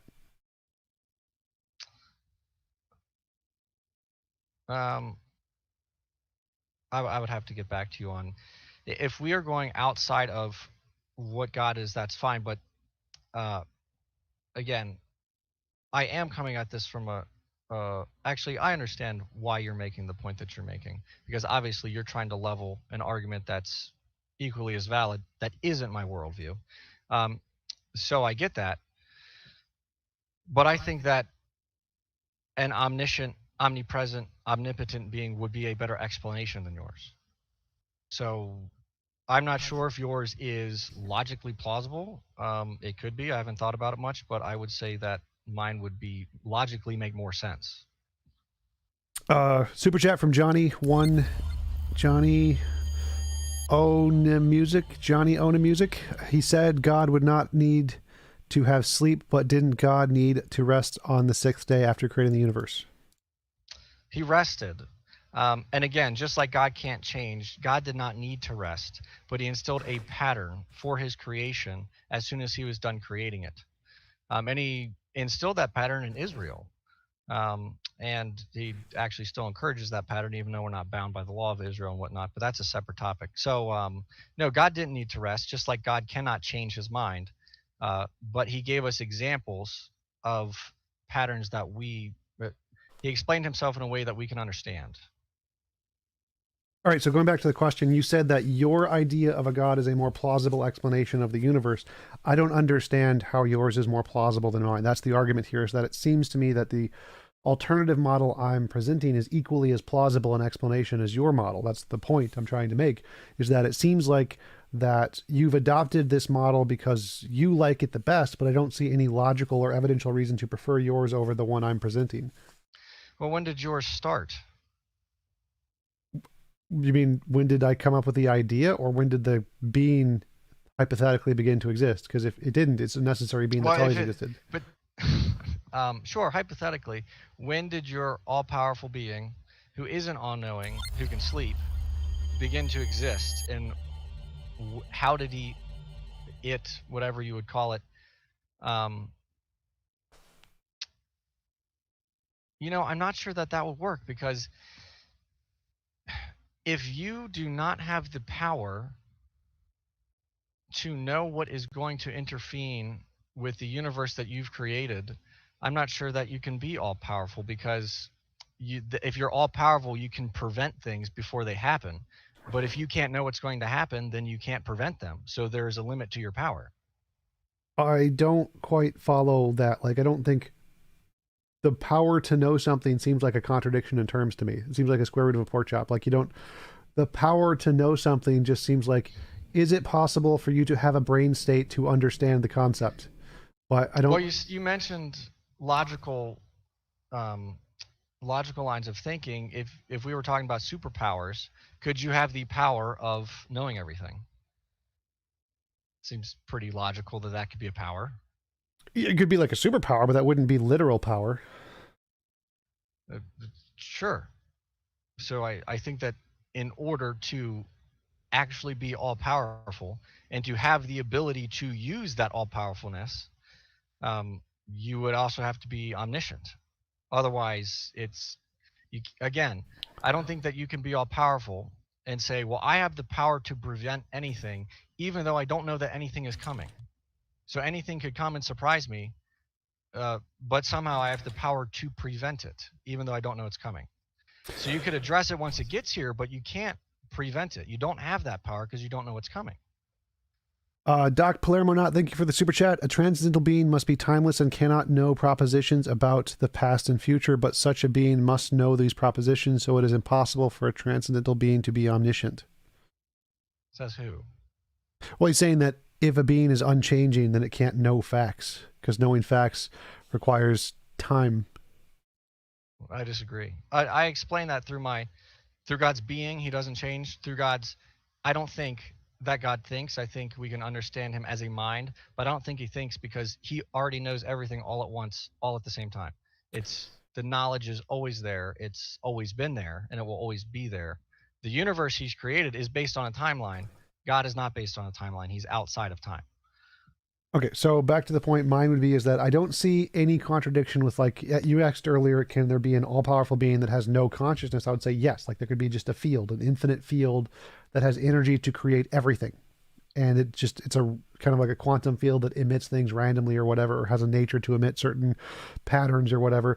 And it has infinite energy, so it's all powerful. It could create or destroy everything, but it has no knowledge. So I don't see a logical contradiction with this. I don't see any connection between omnipotence and omniscience in that you need knowledge to have all powerful. You could be all powerful to create everything, infinite universes, whatever, just fine without any kind of knowledge. Or you don't need to know anything about the future. You don't need to prevent anything about the future. It's just if you have the infinite knowledge that makes you able to do all of those things, your omnipotence, regardless of whether or not you have the knowledge to act on those possibilities.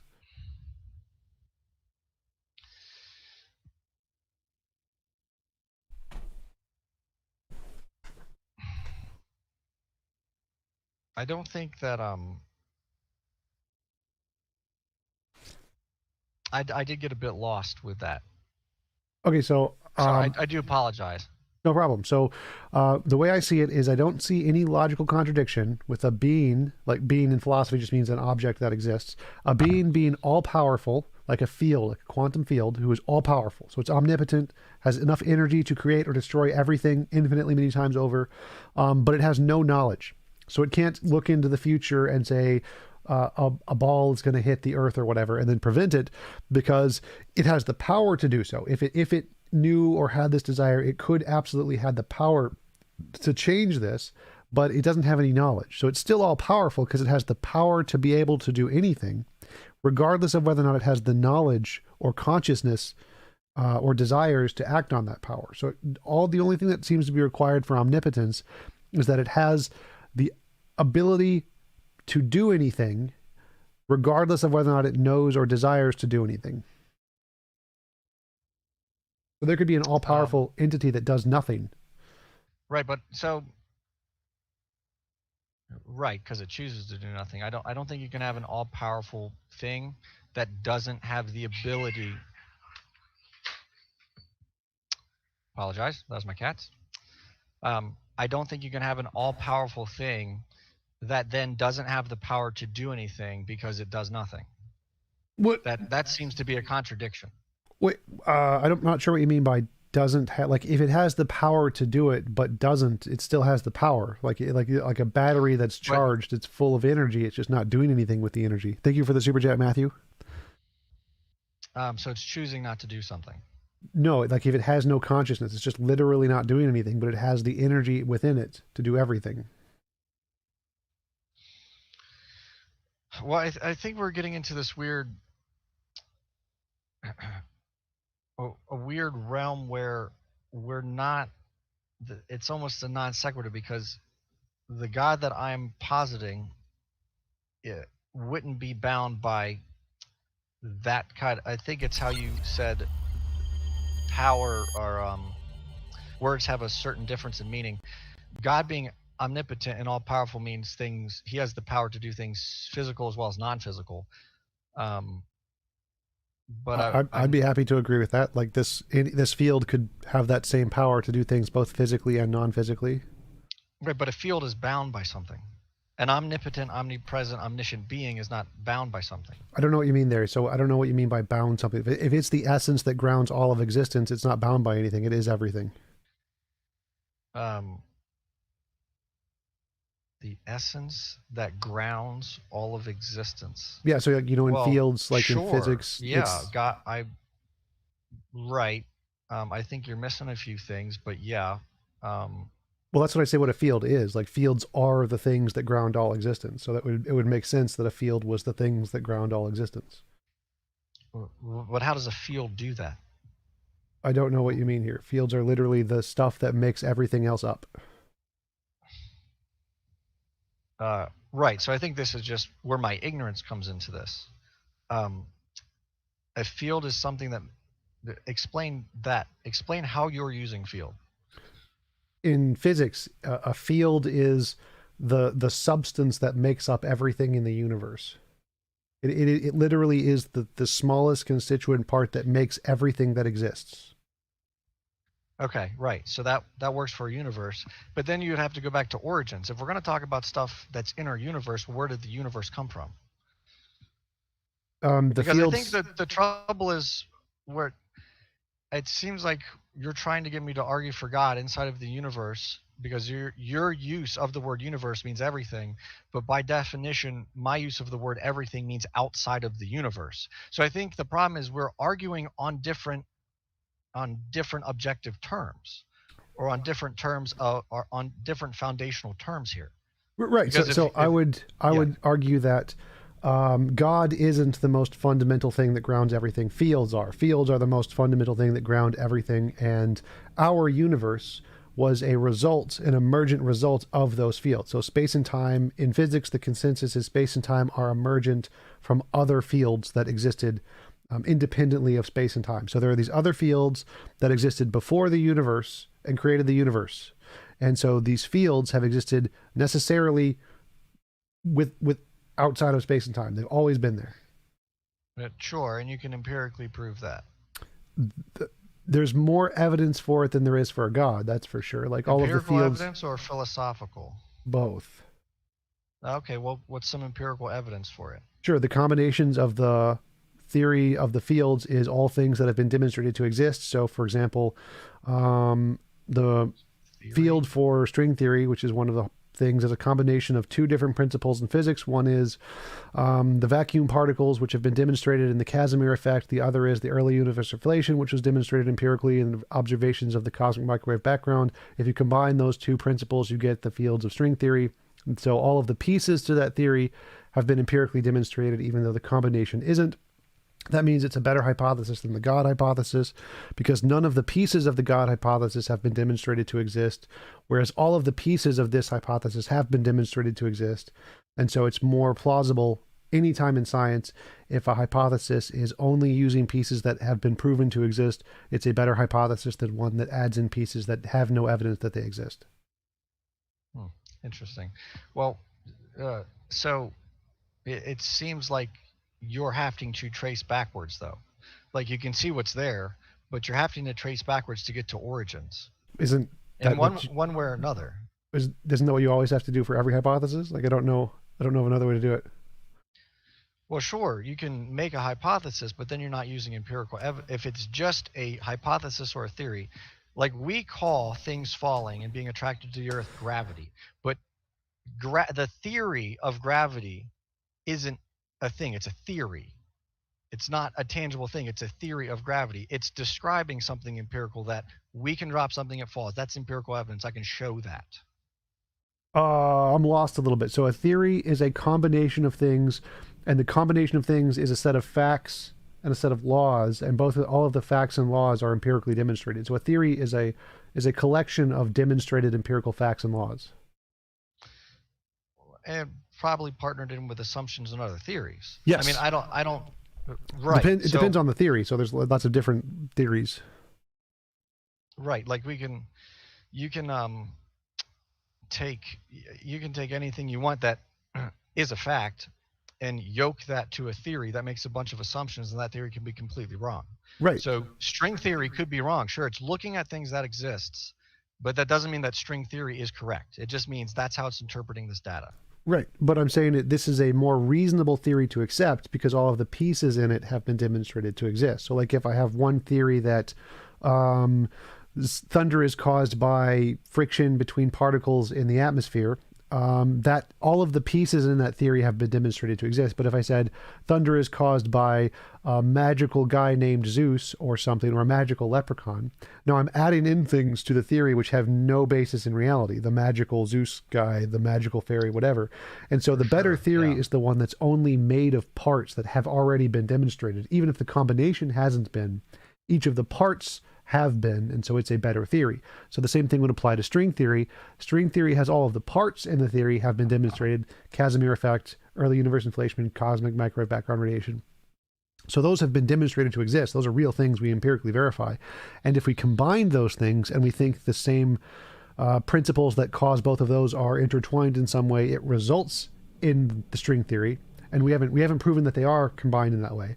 But because both of the pieces have been demonstrated, that's a better theory than saying it's caused by Zeus or caused by magic or caused by God, because those are adding in parts that haven't been demonstrated to exist yet. Um, so sure, but I could also say that not sure as in I agree, but sure as in I'm coming down a train of thought of just because you know that lightning exists and you understand how lightning works, that does disprove Zeus if Zeus claims to be the one throwing the lightning bolts, but it doesn't disprove God because God doesn't claim to be throwing lightning bolts. He claims to be the one that's in control of all matter, of everything, of his creation, and he's outside of it. Zeus I is think in his creation, I and think I in the think you might way, have missed the point there. So the point is, imagine we don't know what causes lightning. Imagine we're living 1,000 years ago and we have no idea what causes lightning. We just see lightning. We don't know what causes it. And one person is sure, coming up with a hypothesis that lightning is caused by particles rubbing together, creating friction. And now yeah, imagine we know about particles, we know about friction, so these are things we know exist. yeah, And so he's saying, I think lightning is caused by only a combination of things we know exist. And somebody else was coming along and said, no, I think it's Zeus and magic and stuff. And if we have no evidence of Zeus and magic, he's just adding in things that we don't know about to his theory. So he has a yeah, theory that's built on things that have no supporting evidence, whereas this other guy has a theory built on things that are all supported by evidence. So the guy who has yeah. a theory that's built on things with only supporting evidence is a better theory. And that's what I'm saying here is string theory, is that all of the pieces have supporting evidence: Casimir effect, cosmic microwave background radiation, early universe inflation. Those things haven't been empirically demonstrated to exist. So all of the pieces to this theory have supporting evidence, whereas all of the pieces of the God theory do not have supporting evidence. Let's So I cannot argue that level of cosmology with you, uh, or string theory. But let's go with the lightning one because I'm able to appreciate where that's at, and I think that's on my level.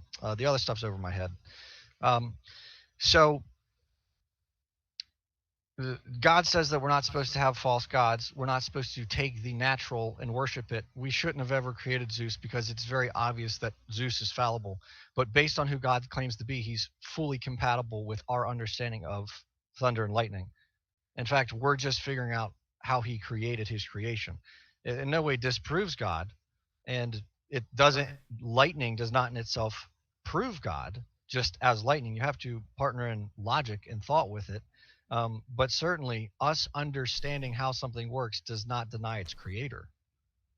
And I Uh, would actually argue that if you chance, because when you, again, going back to my event horizon thing, lightning is something that is so complex as well as everything that is so complex. So I guess it's, what is that, the teleological argument kind of thing of creation is so complex and there are so many variables, that it points to God. And people really don't like the watchmaker theory, but the problem with the watchmaker theory is it stops at the watch because we're talking about humans. But in the watchmaker theory, God not only created the human who created the watch, he also created the sand on the beach where the watch was found. And so analogies can't be perfect. So the watchmaker analogy can't be perfect, but it gets the point across. And I think that that is good evidence for God. It's just been around so long, people are like, oh, well, we're tired of talking about that. Okay, thanks for the super chat, Marty.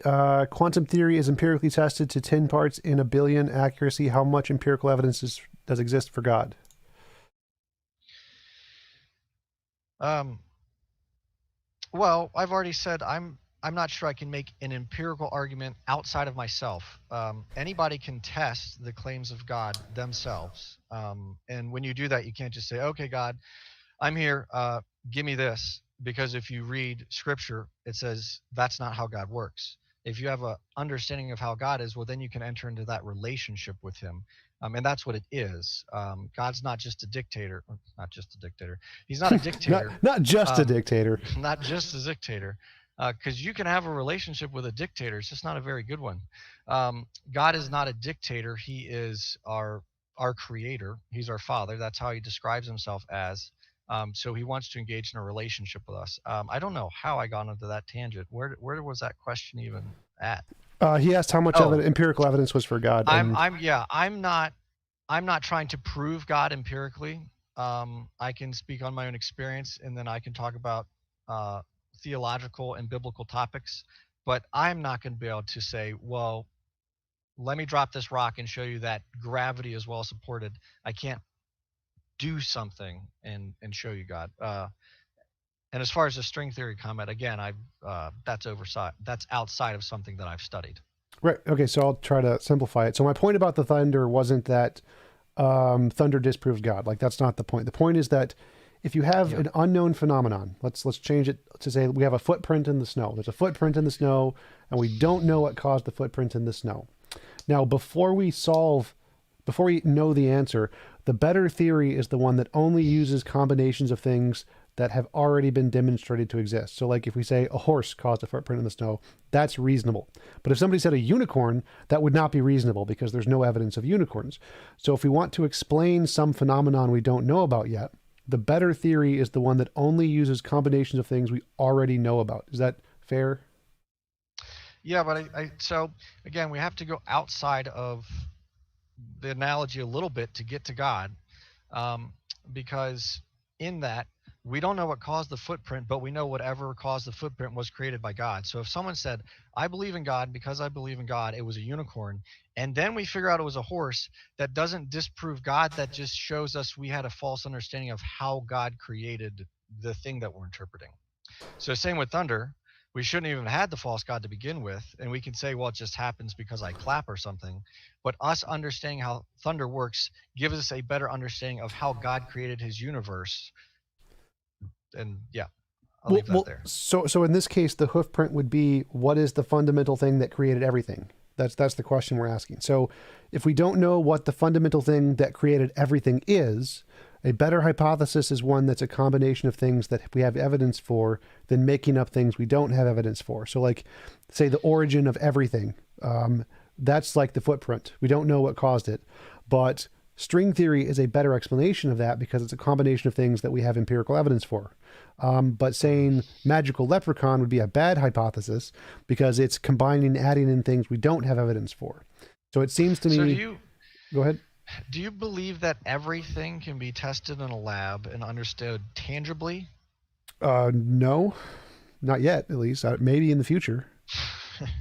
well, right. So um, it, I think that your worldview, at least from what it seems to me, is squeezing out the possibility of supernatural or metaphysics because you are trying to explain everything from a natural position. And so, because you're coming at this from that angle, you're saying, well, these natural explanations, what we can observe, what we can see, these are better explanations, even though we might be making assumptions, we don't know everything about them. We don't necessarily have empirical evidence to support the entire theory. We have a couple things that we can look at. That's better because it doesn't imply supernatural or metaphysical items. But the problem is, if God exists, we should be looking for those things and they would be fully consistent with him.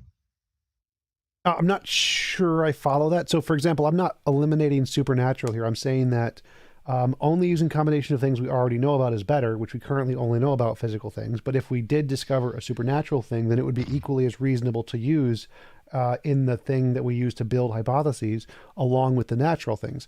So my position is that once we demonstrate something, like in order to show that something is real, we have to have some methodology we can use to differentiate real things from imaginary things. It's just something we made up in our head. Novel testable predictions is the way I do that. So if you said, I believe in a non-physical being named Bob who lives in my basement, and every time I ask Bob, he will give me a gold brick, and then we go down to the basement and say, Bob, give me a brick, and he gives you a gold brick, and say, do it again, Bob, give me another gold brick, and he gives you another gold brick. That's evidence of Bob. We now have good evidence of a supernatural being named Bob who gives people gold bricks. So we could now say, if there was a gold brick that appeared in our backyard, maybe that was Bob, and that would be perfectly reasonable because we already have evidence Bob exists. But we couldn't say it was a leprechaun because we don't have any evidence of leprechauns. We could go with Bob because Bob we know exists. We could go with Bill Gates because Bill Gates exists. Bill Gates just dropped a gold brick there because he's crazy. Either of those would be better hypotheses than leprechaun because we have no evidence of leprechauns yet. So this doesn't exclude the supernatural, but would you agree that if we have evidence of some things, those things are better things to use when we're trying to explain something we don't understand than adding in new things we don't know about yet? I think God, I think evidence, I'm sorry, I got started on a thought track that sparked in that conversation. So I think we have to consider what evidence means. So let's just ignore, for the sake of argument, all of the biblical contradictions that you could come up with that we could discuss. And I'm sure I wouldn't have answers for all of them, but I might have answers for some of them. The Bible makes some pretty incredible psychological assumptions that we could test, and it might not be assumption; it might actually be how humanity operates. And we could test that. Is this how humanity operates? And so what it seems to me is, let's say that you've got Bob in your basement dropping those gold bricks. Is that going to convince everybody that Bob exists? Should it? Yes, that would be No, reasonable for will it? people. Well, obviously, no. People won't. People are flat earthers. There's nothing that's going to convince them. Right. Um, well, yeah, sheesh. Do you think you can Anyway, convince Nathan ever? Like, if we brought him to space, Nathan Thompson, is he going to believe the world's flat? He's like, no. well, to be frank, I don't think Nathan believes the world is flat. I think he may have genuinely had some good inquiries and some good points in the beginning, but then I think because of his personality, his demeanor, and how aggressive he was, he gained some popularity. And by the time all the cogs clicked, he did not want to turn from that. Um, Now, I can't actually say that for sure, but that is my theory because Nathan seems pretty smart. And especially when I argued him, I just thought, I, I have trouble believing he believes it. I do. But I mean, you would agree Anyway, that there are some people who aren't going to change their mind no matter what. They're just so dogmatic in what they believe. They're just never going to change right. their mind. Right. So you're saying though it would be good evidence, better evidence, if we could have Bob dropping those golden bricks. But the problem is that that's good evidence as long as you think it's good evidence. And so I don't think God even tries to empirically prove himself. He already did. Take Israel for example. He was a pillar of if it happened. He was a pillar of fire by night, or yeah, by night, and a pillar of cloud by day. And the people, Israel, who he parted the Red Sea and let go through it, if that's true, they still denied him. They still said, who is God? They still built the golden calf. So God seems to understand very well that an empirical argument is not going to win over humanity. And so it almost seems like you're holding God to a standard that God knows he's not going to even hold himself to. Humanity's not going to, that's, we are still going to find a way around it because of sin. And that could just be saying, whatever, like, I don't believe it.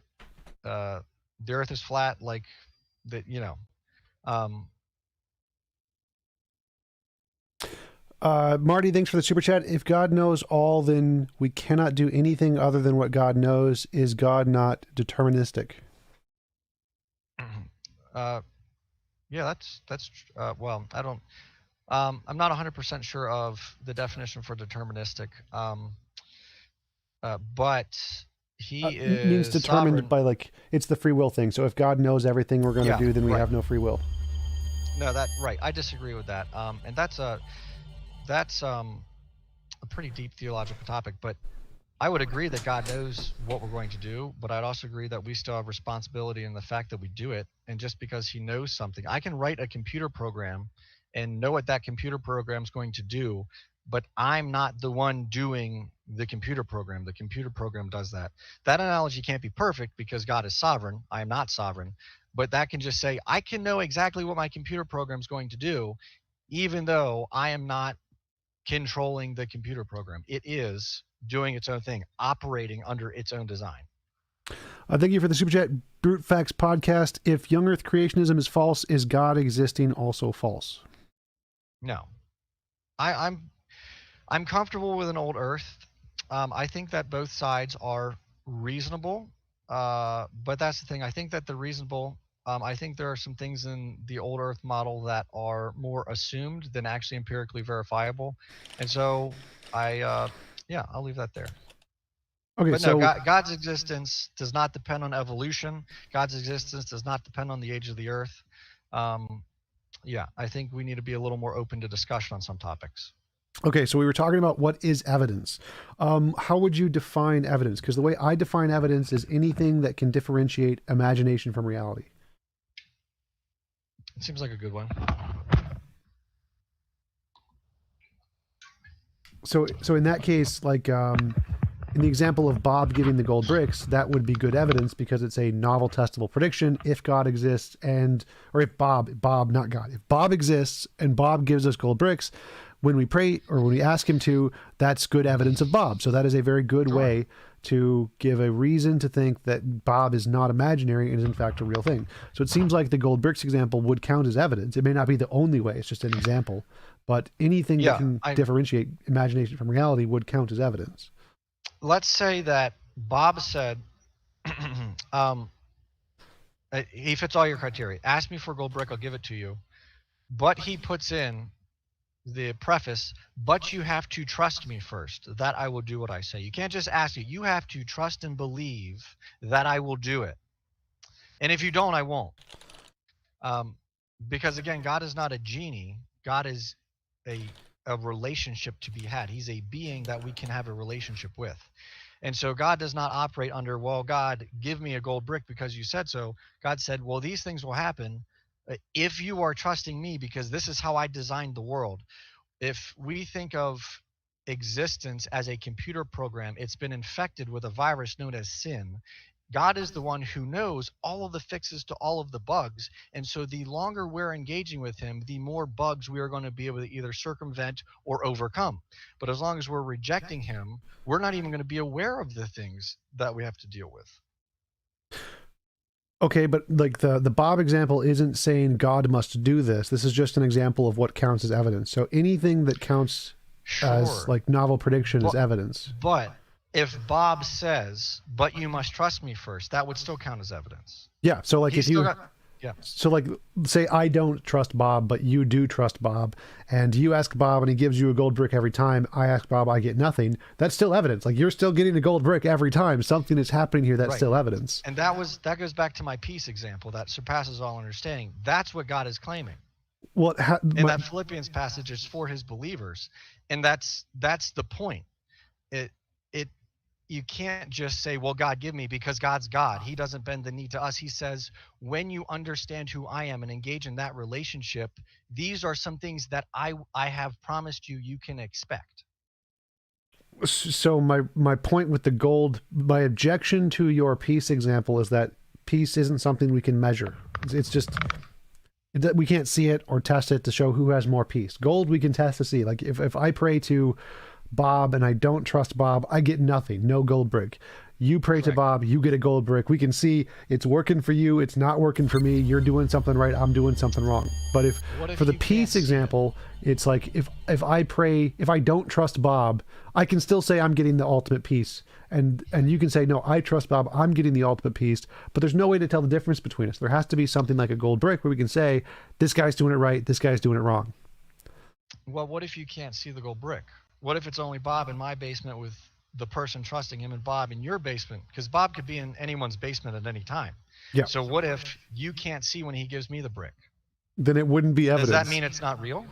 Yes, that would mean it's an anecdote. So you have to be able to verify it independently of your personal experience, or it could just be like a delusion, right? So you need some way to verify it independently of your own subjective experience. That's kind of the point of the.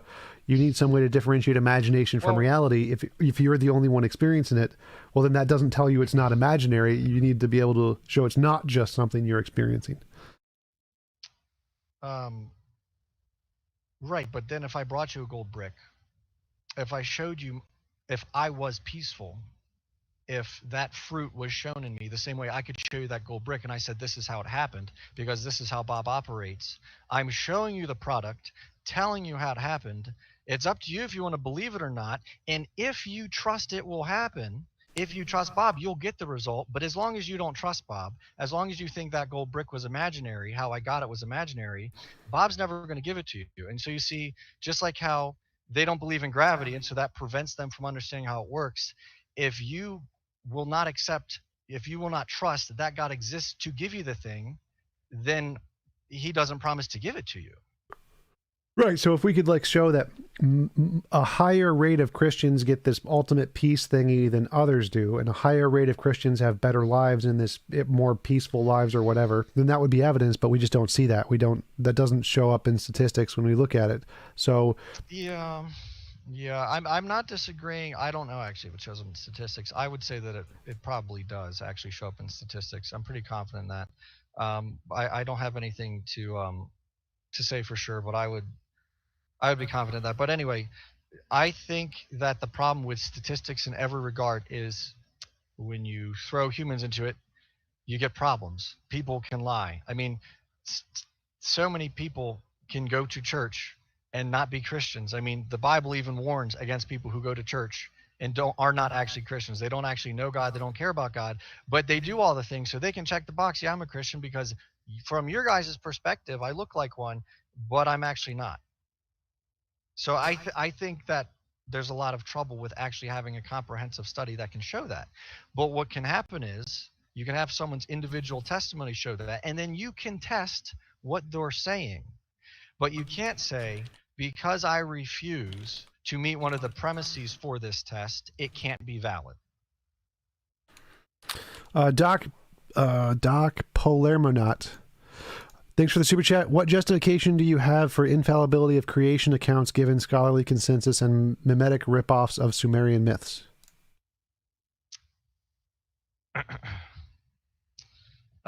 Repeat that. What justification do you have for the infallibility of creation accounts given scholarly consensus of mimetic ripoffs of Sumerian myths? That's to say the trouble with anyone in any profession is you can get a professional who really knows what he's talking about, who tells the truth, and a professional who really knows what he's talking about, who lies, or a professional who doesn't know what he's talking about and says he does, or one that does and then doesn't say what he does know. And so all of that is just to say, same thing with statistics. I would almost say, yeah, we must not make arguments based on consensus of the masses, if that makes sense. Consensus of certain groups of scholars. I think we have to be very careful with that.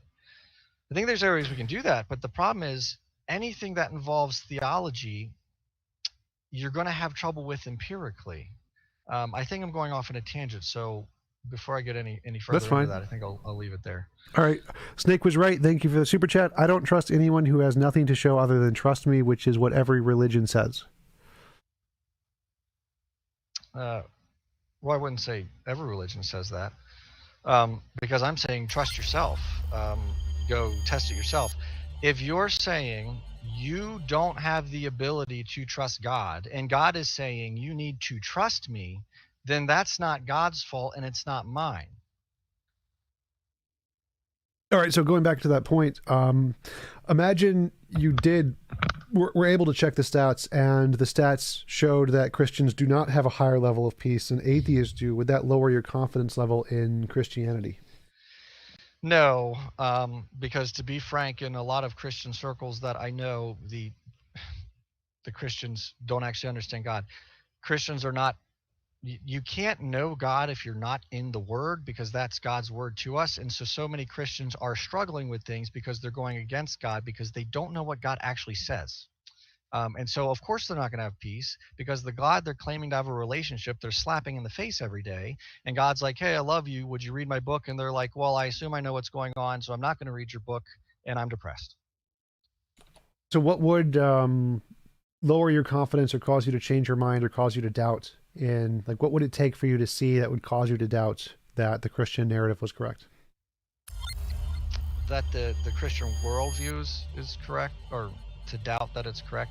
Well, I doubt all the time. It's There's nothing wrong with doubting. In fact, God wants you to explore what's true. Um, he only wants you to know what's true if he exists. If he doesn't exist, well, then I'm off the hook from God. I mean, more specifically, Um, like, what would cause you to stop believing in Christianity? I don't know. Okay. Um, the Yeah, dork shot. God knows. But the trouble is, God, God makes the claim that I cannot lose those who are mine, and those who aren't mine, they can't become mine. So if God wants me, He's got me, and there's nothing anyone can do to turn me from that. But even if I outwitted you in every single argument possible, tomorrow I could go through a tragic event that is just very hard for me, and I could denounce my faith because God allows that to be the stumbling block. So I don't actually know. And I think it's biblically consistent to say, I'm not sure what would turn me from God, just like I'm not sure what would turn you to God. Do you know what would turn you to God Yep. by Novel chance? What testable would make, predictions. well, sure.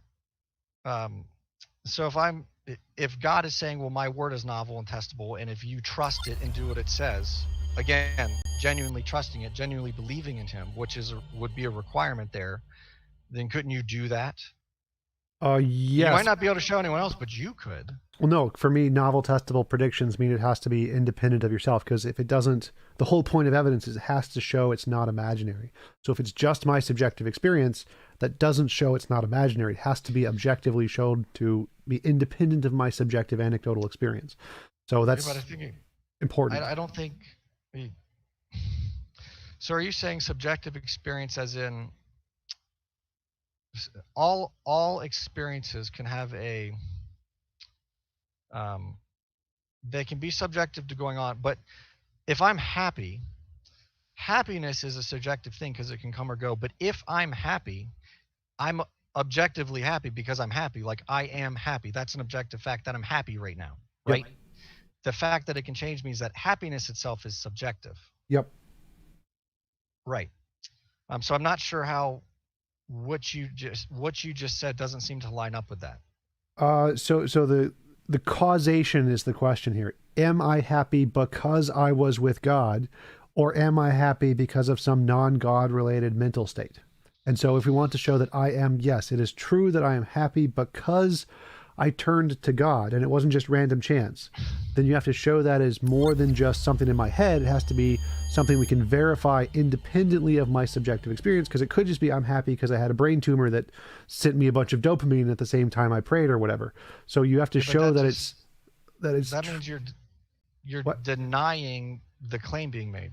If God is claiming that if you believe in me and trust in me, you'll have peace that surpasses understanding, and then you do that, and then you get that peace, but then you say, well, it can't be God.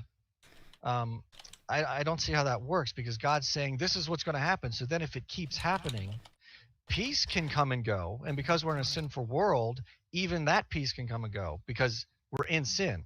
We're not in glory yet. But the fact that a claim is made and then it can be tested, that would be evidence. And it would be evidence you could No. trust. So it's like in science, this happens all the time. If I think this particle is the cause of some phenomenon and we do an experiment and we expect to see a result and we see a result, that doesn't prove that it's the particle, because it could have been something else we didn't understand that caused the effect. In order to know that it was in fact the particle you think it was, you have to independently verify it. Other people have to verify it, because it could just be your machinery. Your machinery might be broken, which happened in the tachyon thing in Japan, where the Japanese thought they had tachyons that went faster than the speed of light. Other people verified it. They built the same machine. They did the same experiment, realized, nope, it doesn't get the same result, which means it was a problem with the machinery that the Japanese did. And so when they went back, they're like, oh, our machines are broken. That's our fault. So the same thing could be happening in the psychological case, where when I pray to God, I get the feeling of ultimate peace, but it could be my machinery's broken. I could have a tumor in my brain that I don't know about. And so if I think just my experience is evidence, that's an anecdotal fallacy. You need some other people to be able to verify this independently of your subjective experience, to verify that it's not just your broken machinery. So that's why science requires independent confirmation. That's why you can't just have an anecdote. I agree.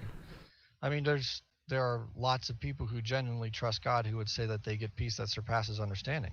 I mean, there are lots of people who could say that. So how big of a test group do you want? Well, it needs to show it's higher than chance. That's... Well, so I would say that you're going to have an outstanding result if you have people who are genuinely trusting God and taking him at his word. But as soon as you add in people who are wavering or people who aren't trusting God, well, that kind of goes against what the claim is. Right, and you would need to show some methodology where you can differentiate between the true Christians and the false Christians. So, like, this is a good point. Super Chat, thank you, the Dork Shop. Who are the true Christians, and what must true Christians believe? The true Christians are anyone who believe in Jesus Christ and God for who he says he is, and also understand who they are. So humanity's fallen, we're sinful. God is holy, righteously perfect. Jesus died for our sins. And so when we understand that whole combination of things and accept it, it leads to repentance. Repentance is a natural side effect of accepting who we are. So it's accepting the truth that God has given us, that Jesus has died for us, that we are fallen, that we are sinful. That's what a true Christian is. Now, whether or not you can see that or actually trust a statistic, that's a whole separate topic. Well, that's the whole topic. That's the thing you need to demonstrate to have evidence. Like, if you can't actually demonstrate which ones are the true Christians and which ones are the false Christians, then you don't actually have any real evidence. You have to be able to... Well, so we started off talking about morality, and I started off saying that God is an objective basis for morality because he's unchanging. And then we diverted somehow. Now we got to this, and I would agree that my experience cannot convince you unless you want to believe what I'm saying. But I'm saying that your experience, and then your experience partnered with, hey, can you try this and tell me what you experience? That could be a way of testing it. But that being said, I don't think the argument from personal experience is a very good one. That's just a testimony.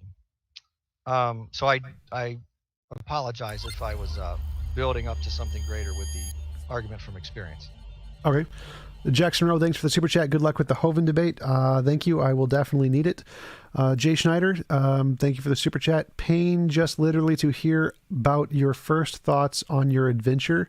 Jacked up my adventure. Oh, yeah. Jay Schneider made a compilation video of me doing a debate with Darth Dawkins and Godless Girl. It was very hilarious. Check it out on my channel. It's a throwback parody to previous games. And thank you, Matthew Lanza, for the super chat image for the noob thing. So going back to what you said, I think that I wanted to ask you about, you said you didn't know what would convince you to deny Christianity. Like, the reason I ask that is because if you have a methodology or an evidence, you would say that what would convince you to change your mind is something that would qualify as evidence. So like I said, novel testable predictions. If I got novel testable predictions of God, that would cause me to believe in God. But you said you weren't sure what would convince you of that God does not exist. Yeah. Do you have a methodological answer? Like, if someone had novel testable predictions of a different God, a non-Christian God, or of some kind of the string theory that was confirmed or something, would that cause you to stop believing in God? Um, well, the trouble with the other God is because I think about the Allah. If Allah is true, then I'm in trouble because that's a very different God than Yahweh, and there will be serious repercussions for me. So I have to think about that from time to time. But Allah runs into the same problem of what can you do with empirical evidence? It's really hard to argue with personal experiences because Muslims have personal experiences that can look very similar to Christian personal experiences, which is similar to Pastafarians. And the guy who looks at a lampstand and says that lampstand is going to change my life. So the religious, the other gods thing, um, I don't think that there's nothing that could happen to that I know of that would lead me towards one God versus this God. I think that this God has the best God or has the best evidence for him. This God has the best Um, God. yeah, yeah, this God is the best God, the only God. And like I said, everything points to him. I think the fact that he is an objective standard for morality explains it better than a field. And I do apologize if I don't understand what a field is, but then um, I don't know, the field's not God. It would have some form of limitation because it is physical. It is in physics, or it is in the physical universe, which God is outside of.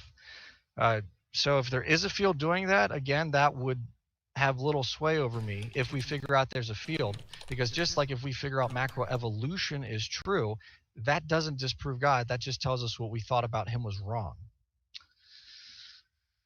All right, Scott Flatterty, I'm thank you for the super chat. Appreciate it. So, like, it seems. Do you think that the fact that you're not sure what could convince you that there's not a God is indicative that you have a very strong bias that makes it harder for you to assess things methodologically? Because I think that if you have a methodology that you think is a good way to believe things or not believe things, then you should trust in that methodology to both indicate and invalidate whatever you're believing. So, like, I think anything that can differentiate imagination from reality is a good method to trust. And if that method tells me there is a God, I'll believe there is a God. And if that method tells me there is no God, I'll believe there is no God. But it seems to me you're saying you don't have a methodology that you can present that can differentiate, or that you would trust to differentiate whether or not God existed or whether or not any other true thing would be about the world.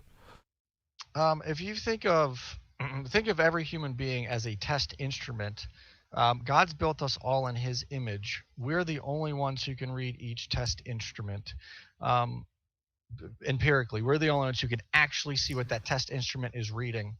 And so God has built each one of us with the full ability to have a relationship with Him. And so the trouble that I'm having, the reason I'm having trouble giving you something tangible that would sway my faith is because I have trusted God. God has proven to me that if you could prove to me that God's not trustworthy, then that would be one thing because I trust God and He has shown me time after time that I can trust Him. And that again goes to holding Him to His word, comparing Him against His own claims. So, yeah, I don't think that there's any empirical evidence that can disprove Him. And I know that I can trust what He's claiming. Um, so, yeah, I'm not sure if that satisfies your answer, but I think that's pretty honest. All right. You mentioned teleology. Why would you think like the teleological argument would be indicative of a God? Because to me, I don't think it is. Just because of how everything's created, how one thing is dependent on another thing, ecosystems and whatnot requiring one another, just the fine tuning of everything. Could you be a little more specific? So, like, it seems to me the argument that most theists make is that, oh, look, it's so really improbable that all these things would align. Because it's Yeah. improbable, it must be designed, something like that. Uh, yeah, because it's so improbable, it's far more reasonable, for sure. Why would improbability indicate design over necessity or chance? Well, chance doesn't do anything. and improbability is the opposite of a good chance. So improbability would mean there's not a good chance, so chance isn't going to do it. So improbability just means it's a low chance, but it means there is necessarily a chance. So the improbability of getting a royal flush in poker or whatever is 1 in 50 something thousand, but it happens because it is possible. So Sure, if reasonable. if there's a low chance, that means it's possible to occur without design by definition. Um, well, see, the trouble is if you stick all the matter in there, sure. I don't think there is any chance that anything can come from that something physical can come from nothing at all. So, being that God is outside of our created universe and He's our creator, He put it all there. So, if we wanted to say if He just stuck it all there and then over X amount of years with so many things happening, that's just how it formed. Well, okay, that's one thing. But to say that everything came from nothing doesn't work. I mean, that logically doesn't work. Well, no one in physics thinks everything came from nothing. They always say it came from like a fundamental field that pre-existed the universe. So we agree that the universe came from something. Thank you for the super chat. The Dork Shop. If the Bible were untrustworthy, how would God tell us? And thank you, Matthew Lanza, for the super chat. Really appreciate it as always. If the Bible were untrustworthy, how would God tell us? From my worldview, if the Bible was untrustworthy, God probably wouldn't exist. So, yeah. Couldn't there be a different God than the Christian God? Not in my worldview. No. Okay. He's the most trustworthy. All right. But that's why I'm saying I've tested that he's trustworthy. So that I did posit. If you could show me he's untrustworthy, that could be something that would be a stumbling block. And then he may end up having me trust him more by saying, well, here's the stumbling block. Look how I got you through it. Or it may go the other way. But yeah, his trustworthiness is a big thing. So if I can't trust the Bible, which which claims to be his word, which is, if I believe it means it is his word, then that causes all kinds of problems. Gotcha. Doc Palermonaut, thank you for the super chat. Provide a scriptural basis for God is outside of time, because in the beginning definitionally is within time. Well, in the beginning is when he starts creating things. That's when creation started. That doesn't mean it's when God started. I think he's asking, like, is there any place in the Bible where it says God is outside of time? I guess if you give me a second. Sure.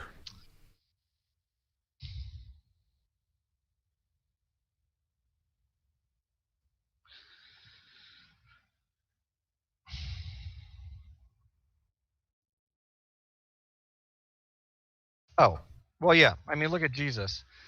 Jesus claims to be God, and I didn't Google, or I didn't use any Bible resources to find that. Unfortunately, Google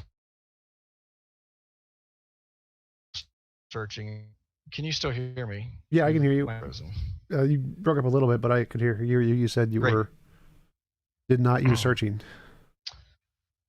Yes. So I didn't actually look for anything. Jesus claims to be God. And Jesus talks about how all things were created by him, for him.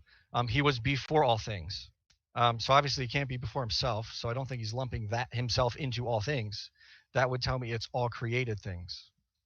So yeah, Jesus claims to be God. Jesus was before all things. I think that in the beginning actually refers to the beginning of creation, not the beginning of God. So yeah, I will leave that as my answer. All right. So going back to teleology, to me it seems like, so there's a really improbable event. It's really improbable that all the laws of physics would randomly co-align in this way. But there's multiple ways we can explain that. One is that a designer deliberately made it this way. Two is that there's a whole bunch of universes and they all have a bunch of different stats, and one of them just happens to be this way. So like if there's a million dice and each one of them landed on different sides, one of them is going to land on the magic side. And the third one is that there's an unknown law of physics where all the physics laws are interdetermined. So like we know, the grand unification theory says that all of the fundamental forces, gravity, the strong, weak electromagnetic forces, are all intertwined, and we demonstrated that the weak and electromagnetic forces are the same force. They join at high enough temperatures. So if all of the forces in physics are intertwined in that way, then if you change any one of them, all of them will change proportionally. And so the fact that we have a universe with these laws of physics is determined by the laws of physics, and you don't need a designer. The probability is one. So all three of those explain the fine tuning. I don't see why you would prefer design here. I don't know if, well, I'll work backwards. So if we figure out that that is how the universe works, that just tells us how the creator has it working. It doesn't disprove the creator. I think you would agree that doesn't necessitate that God doesn't exist, right? Well, the argument is that this phenomenon can be explained without God. Therefore, this phenomenon is not evidence of God. The goal isn't to disprove God. The question is the teleology evidence of God? And this argument is saying no, because it could be explained in other ways other than design. Um, okay. Well, let's just go with that. So it doesn't have to be, lightning does not have to be evidence for God, though I would say if you trace it back, it traces back to God. Because we have to, something can't come from nothing, which takes us all the way back to origins. Anyway, um, lightning is, you cannot prove God just by lightning. There has to be philosophy and what yoked into it. You have to talk about it. You have to have a discussion about that.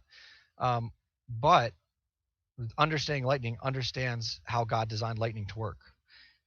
He did not design Zeus to throw lightning bolts. He designed lightning to operate under different things happening, atoms and particles and whatnot, and charges. So if we come to understand that, well, this is how the whole universe works, that's not in any way discrediting God. In fact, that's just saying this is how God operates. And the more complex we find things to be, the harder it is to chalk it up to chance. So I'd actually say the more complex we find things to be, the more likely it is that it was designed, and the less likely it is it was by chance, because the chances are always getting lower.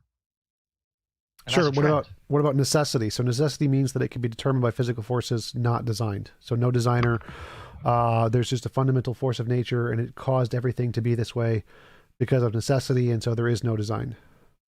I guess so that is a claim that there is no design. So I guess good luck proving that.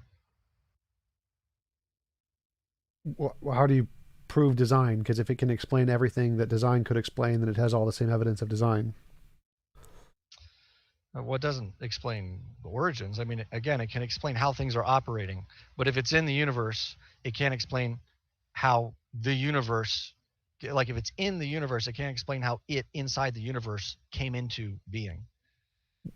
Well, it technically does explain that, but that's the cosmological argument. So just like in the teleological argument, the point of the argument is that it's more plausible that God explains this phenomenon than other phenomenon.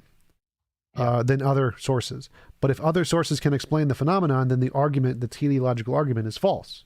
Because the teleological argument is saying that this phenomenon, that all of the laws of physics are combined in this way, is more evidence for design than for the other hypothesis. But if that's wrong, right, and the other hypothesis can explain it equally as well, then the teleological argument is false. Even if you bring up the cosmological argument, that's just a separate argument. So it seems like if this phenomenon of the constants of nature can be explained by an unknown natural law that intertwines all of the physics together, and that explains the fine-tuning, well, then the teleological argument has been proven false, because it doesn't indicate design anymore, because now we have a natural explanation. And this is independent of the origins. That doesn't work, because if it's an unexplained natural law, it's still a natural law, which means it's inside of the creation, which means God's outside of it. He put it into motion. Like that'd be like saying, because we don't understand how magnets work, like and then we figure out how magnets work, well, now that disproves God. No, it just tells us we understand that.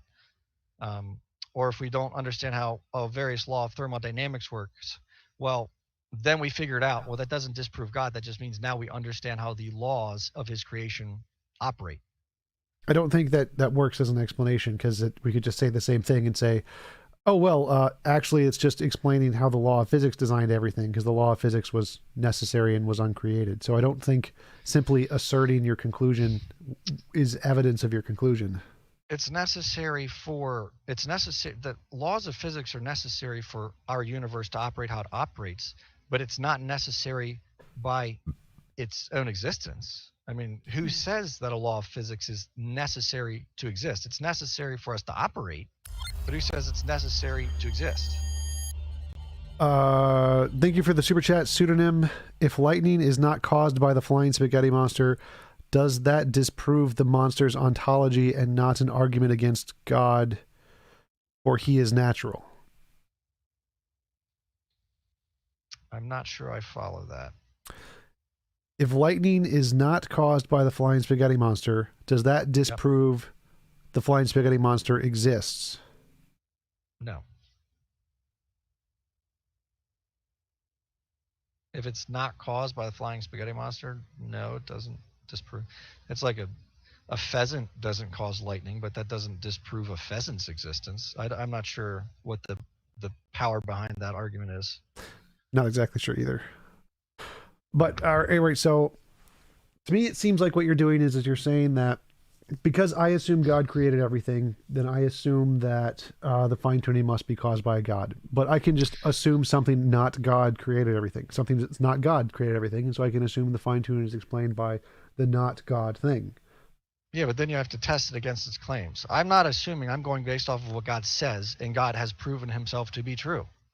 Okay, so if you didn't, suppose you didn't have the opportunity to test God's words, then would it be equal evidence for both? I guess empirically. However, again, from my worldview, God, outside of testing and evidence, has the full ability to change hearts and to reach people. So God could have me believe in him even though I don't want to. I mean, I could be working against him and he could change my heart.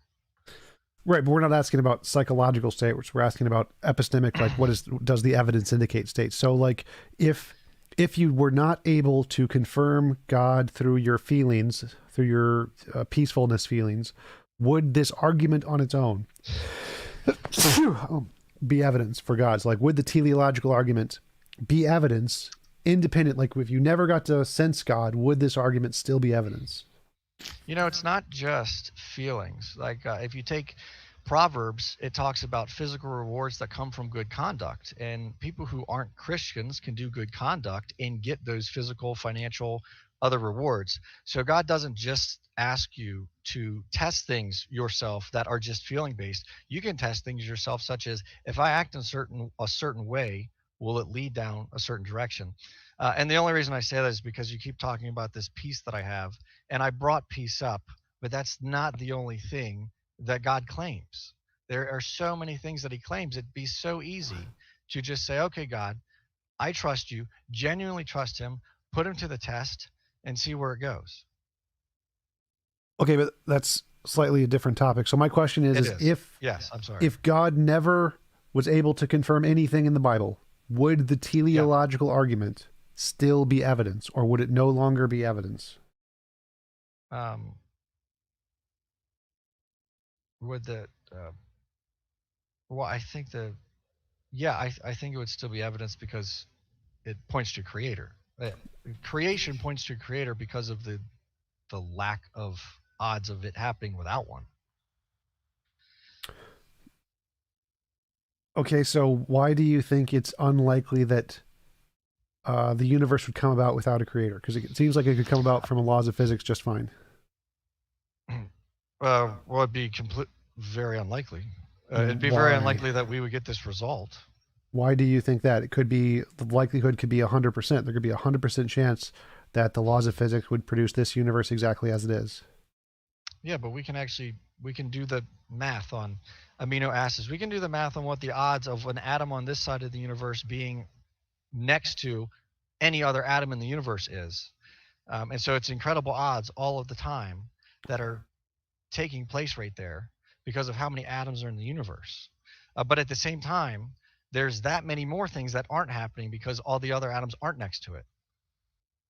Right. That's if there aren't physical laws that are forcing them to be there. Because if there are physical laws forcing them to be there, then the chance is 100%.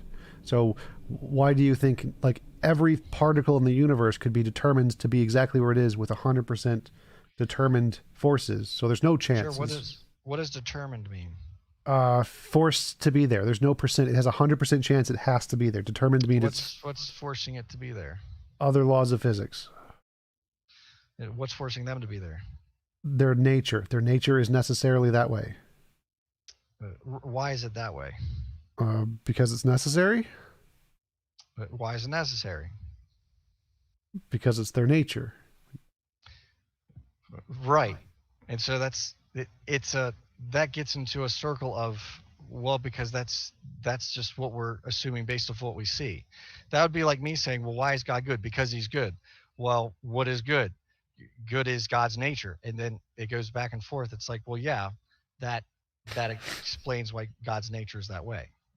Yes. So either one of us can use circular reasoning to say it's necessary because it's necessary, but that means that neither one of us has any more evidence than the other.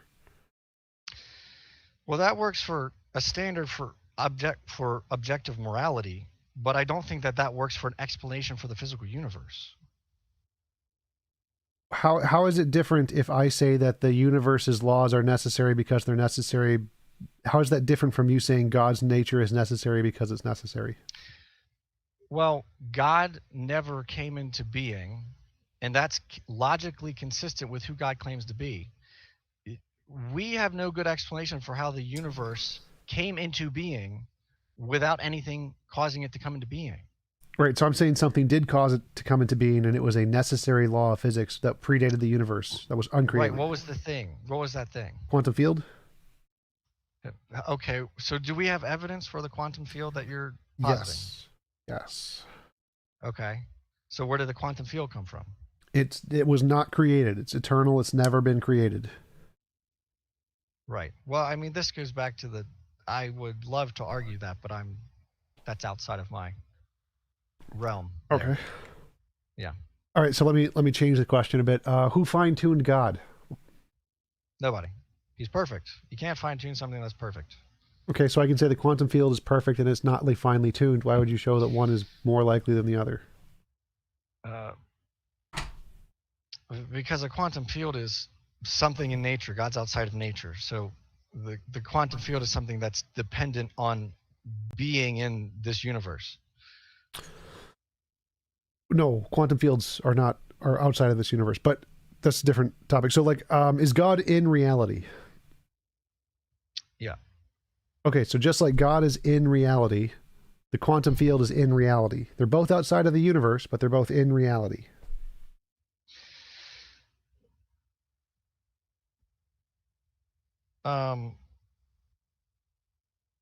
I am arguing I'm kind of shooting in the dark here because I do not have the knowledge I don't think I have the knowledge to keep track with the conversation about the quantum field because I don't.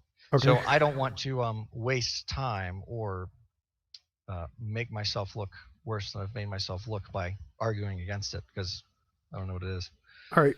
Like I don't understand it. That's fair enough. Fair enough. Yep. Let's talk about evolution a bit because we haven't talked about that. Like, why do you think? Like, I assume you don't think there's macroevolution, but you accept microevolution or something like that. Sure, if that's the way you want to divvy it up. I don't accept macroevolution because, again, it just goes back to odds. The odds of amino acid chains assembling. We find that cells and what is it? The ribosome's ability to operate with certain amounts of amino acids taken out of it.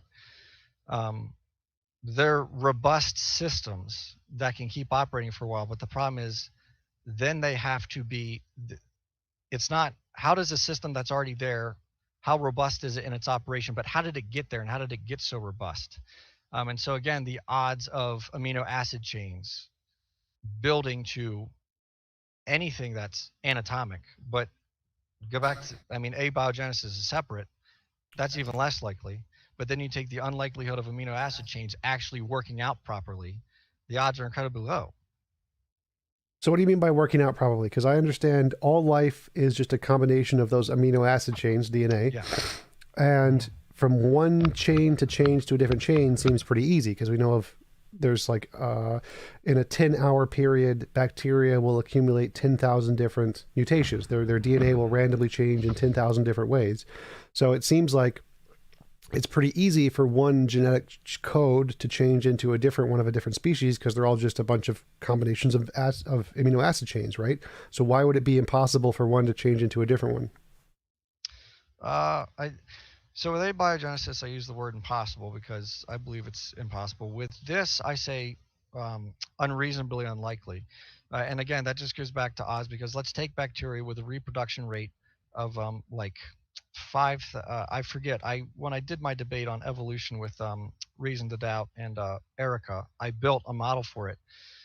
Even if you had the number of bacteria in the world that we have today, with a reproduction rate of 0.003, however that works, even with five uh, quindecillion, I think it would still take 17 trillion years for 100 amino acids to properly align for a mutation that actually builds into something new.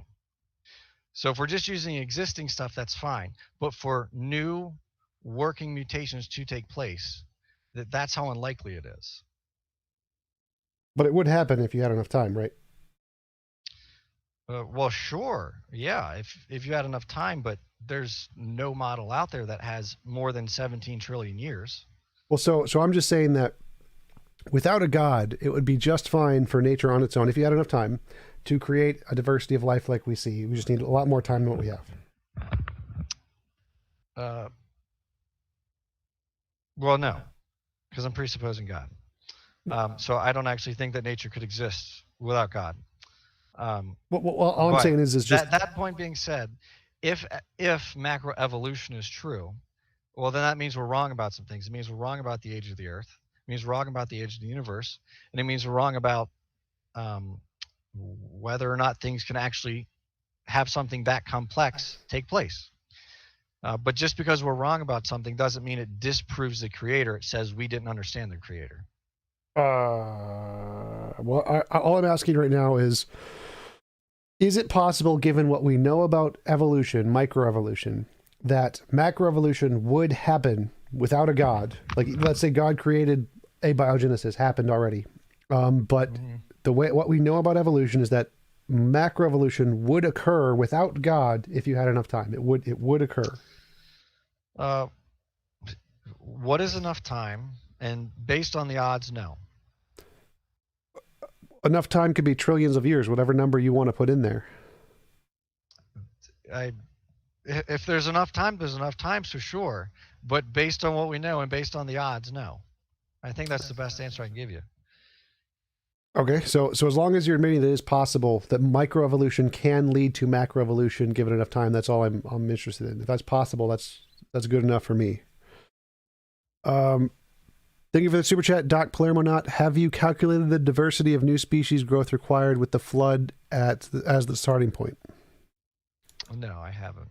I try not to debate the flood because again, I'm not confident in the age of the Earth, and that's just not a topic that I care to put my egg. That's not a basket I care to put my eggs into. So I trust that it happened.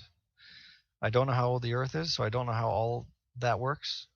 Um, but yeah, no, I haven't calculated that. Okay, so why do you think that it would take that long? Because to me, it seems like it would take a lot less time in order to get that much evolution. Why would you think it would take trillions of years? Um, Based on the amount, so there's what 21 amino acids. Based on how many amino acids there are, and then the odds of them properly aligning themselves in a chain that actually does something that is beneficial. But then not only that, not only does it have to be beneficial, it has to be beneficial and stick. And then there has to be something else that, well, I guess on the bacteria level, because they reproduce themselves. Uh, but there comes a point where different things are going to have to start having those at the same time. But I didn't even equate that into the equation, so I don't even know why I'm going there. But I don't know if I answered your question clearly. Let me do nothing. Uh, Back to you. All right, yes. So, it seems like in order to know the probability of how unlikely a beneficial mutation would be, you'd have to know all possible combinations that would lead to a beneficial mutation. And I don't think you do. I don't think anybody does. Yeah, it's a lot. So then it doesn't seem like you could use that as a calculation in your stats because you don't know what it is. I will have to. I built it out and forgot most of it because I built the calculator for that argument. So I could either rewatch the video or go pull up my calculator that I built. But I had a reason for why I came to that number. I'd have to reinvestigate everything I plugged into that. But I do know that the odds were reasonably. I calculated it in favor of better odds of evolution. So things actually should look worse than the number that I gave. I simplified things So because go ahead.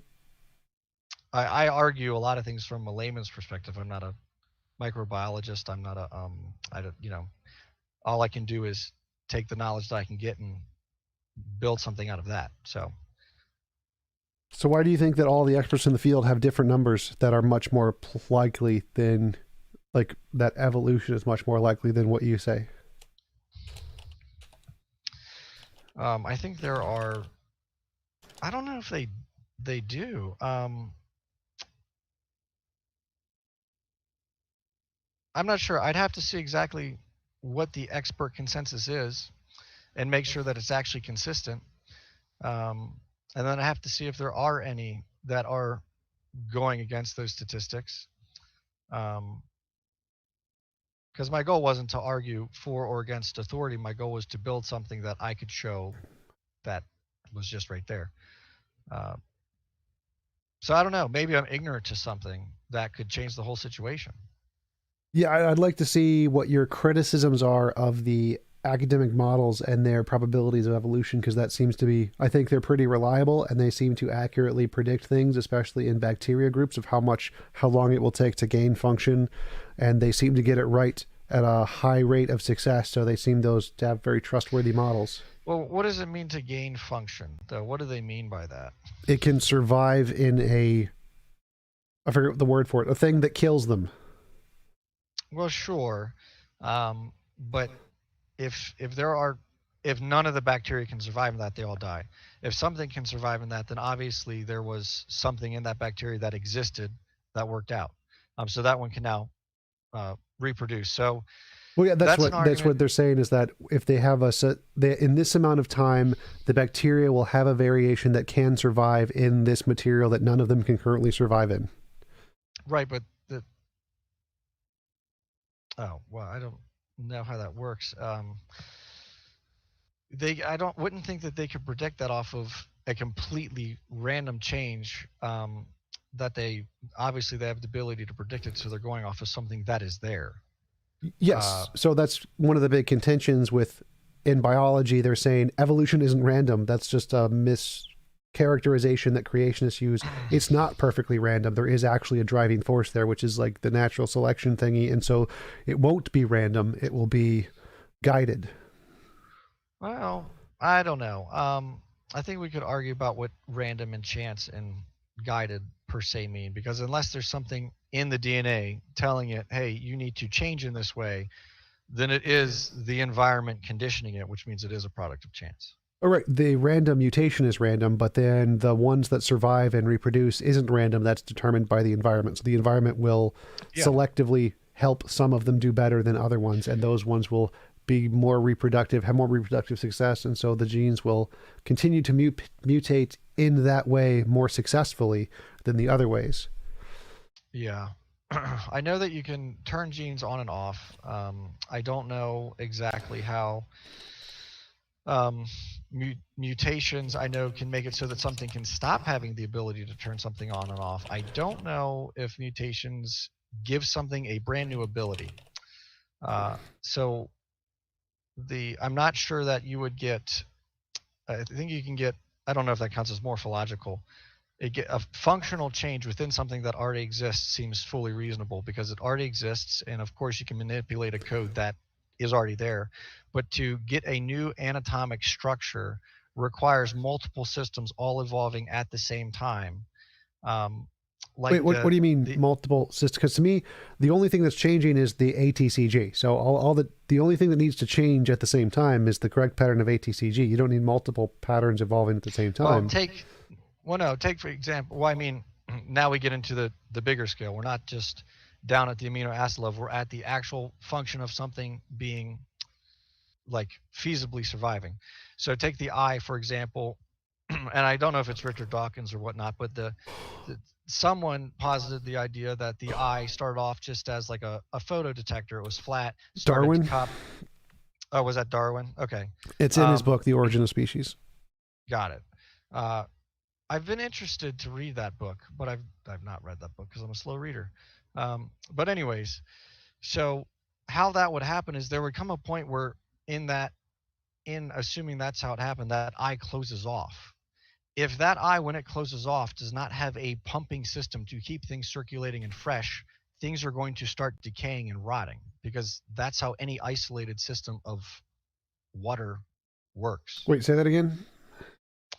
So if the eye closes around water or liquid because it's in water, unless it has a system for pumping or for cleaning that, and it's the right thing used for cleaning or filling the eye, then this system's going to start to rot and decay as soon as it closes off because that's how it works. Wait, I don't follow that. So just water doesn't automatically cause things to decay. If if you just put something organic in stagnant water, or you just put stagnant water in something organic, and it just sits there, it'll break it down. No, it doesn't. Unless you have a system that can take fish. If you take all the oil off of a fish, it's not good for the fish, right? Because of the bacteria in the water. But if you have water that doesn't have any of the bacteria, it's fine. It doesn't do anything. Well, I'd have to look into that then. Um, hmm. Like water doesn't I don't know. inherently like I water don't. is just hydrogen and oxygen atoms. The hydrogen and oxygen atoms don't bind Well, with right, like but anything in the cell to cause it to like break. well, water binds. Water's cohesive. Water binds with everything. Water naturally breaks things down. No. Yeah. If it's not moving and because it doesn't automatically bind with things, it doesn't like rip, Well, it doesn't bind enough to cause a breakdown of the connection of the particles in skin cells. It does not do that. What it does do is it allows the bacteria to hit the skin cells, which then breaks it down. oh, Like if you put a rock in water, the rock's not going to decay just because it's water unless the water's moving over it. sure. Oh, maybe. I don't know. I'd have to look more into that. I do know that water does break things down in the sense that it pulls things into it. If you, for example, if you drink pure water, uh, just what is it, deionized water? Well, Um, deionized has like an extra or less of an hydrogen atom or something, which is toxic. But just pure H2O with no, um, what's it, particles in it, I think is fine. if you drink that, the next day your mouth is going to feel like it's burning because it pulled literally everything out of your tongue and the rest of your mouth because it pulled everything out of there. Um, but if you leave, here's this will be my theory, and if I'm wrong, I'm wrong. But if you leave water in or next to an organic system that is not designed to repel that water, the water is going to break it down because organic systems are water based. So I just looked it up. Like pure water doesn't damage anything. Like if you take away one of the hydrogen atoms, it damages things, or add one, it damages things. But pure water doesn't damage anything. Hmm. I'd have to look more into that because I did water treatment, and one of the systems, reverse osmosis systems, if they get the water too clean, it can actually start pulling things out of your body that your body needs. And so oftentimes you'll put a post filter in there to not only get rid of any stagnant taste that's in the sitting tank, but it can also stabilize it or add something to it so that way it's actually not pooling uh, salts and everything else out of your body. And I think that's the trouble with distilled water. In fact, I work with a piece of calibration equipment that if you put distilled water into it, it will destroy the steam system. You cannot use distilled water.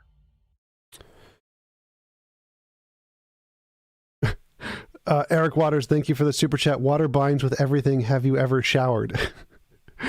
So that's not binding. Sticking is not binding. Not the same thing.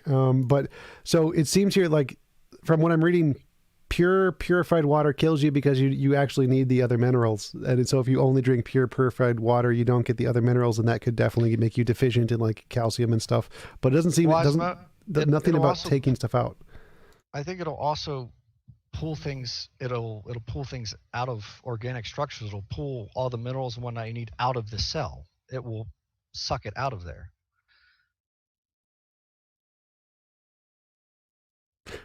I don't see that. I don't see any information on that. It can take away carbon dioxide from the air, but doesn't seem to doesn't affect cells at all.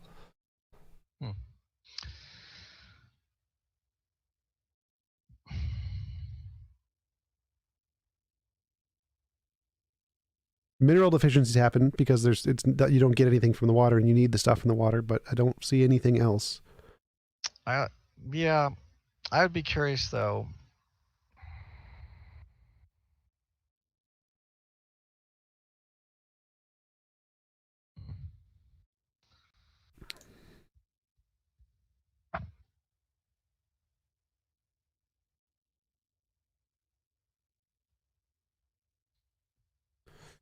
So yeah, I don't think it follows that just having encapsulated water would cause decay unless the water's moving, then it would cause decay, or it is infected with bacteria, which would cause decay. Well, that could be true too. So are we saying that the eye formed in a environment that was free of bacteria that would damage it, eat it, harm it? Yeah, I don't see a problem with that. Because obviously if there was bacteria that ate literally everything, nothing would have formed. So I don't see a problem with saying things formed that bacteria didn't eat, because obviously it must have. Well, that's assuming that that's what happened. Assuming evolution is true, yeah, that's what must have happened. Well, no, even if evolution isn't true and things come from only their kinds or whatever, clearly, like in the womb or whatever, if there was bacteria that would eat the fetus, then clearly there would be no baby. So clearly there can be a bottled up segment of water where there isn't bacteria that eats the fetus. So I don't see a problem with that. Like, well, but the uterus is full of water. You've got an immune system and white blood cells. Yes, but there's still bacteria there. Well, sure, but the immune system protects you from certain types of bacteria, and well, I guess not viruses, because viruses can infect and kill that, but that's the whole point of the immune system. So that's what I'm saying. If the eye doesn't have an immune system and there's any bacteria that can harm it, it's cooked. Right, but like that's eggs, not originally what I was saying, but I dropped the earlier point. But like eggs don't necessarily have an immune system, or plants don't. They're in water. Like there are lots of things in water that don't decay. I mean, eggs is a great example because eggs are formed inside the chicken. They are laid, and then they have a film that protects them. If you wash an egg and don't immediately put it in the refrigerator, you've taken that protective film off, and in a much quicker amount of time, it will rot because it's much easier for things to get through it. Yeah, but it could just also be like if you wash it off and put it in a sterile environment, it's going to be fine. So there's different environments where the bacteria, like not all bacteria are everywhere in the world. So if you have an egg in a certain location, it will be able to survive just fine because the bacteria that could kill it isn't there. So like it doesn't seem reasonable to me to think that all damaging bacteria are everywhere at all times and that something couldn't have formed. So I guess a good way to test that was find a place in the world where you can wash an egg and it not rot faster than if you didn't wash it. I'm That'd be a sure great those experiment, and then I'm sure those perhaps the exist. eye happened there. Yeah. Like the what's it, the salt flats probably would be a big example where that probably would be the case, or the Dead Sea probably would be the case. Places where there's lots of some kind of something that cleanses the You know, bacteria.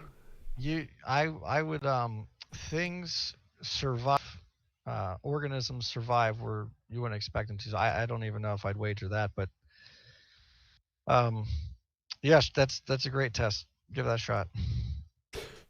But yeah, it definitely seems to me the case that there isn't a problem where certain organisms can form where bacteria aren't killing them, because I think that's like I don't think there's always going to be killing bacteria everywhere that kills everything. I don't think you could find a place where it isn't because Well, it is today for everywhere. sure. I mean, well, sure, but then yeah, but that means then you have to assume into the model that there's places that it wasn't, even though today we see that it is. Well, yeah, I don't Like, think as an evolutionist, I don't think all bacteria have always existed at all times. I don't think it's universal in that sense.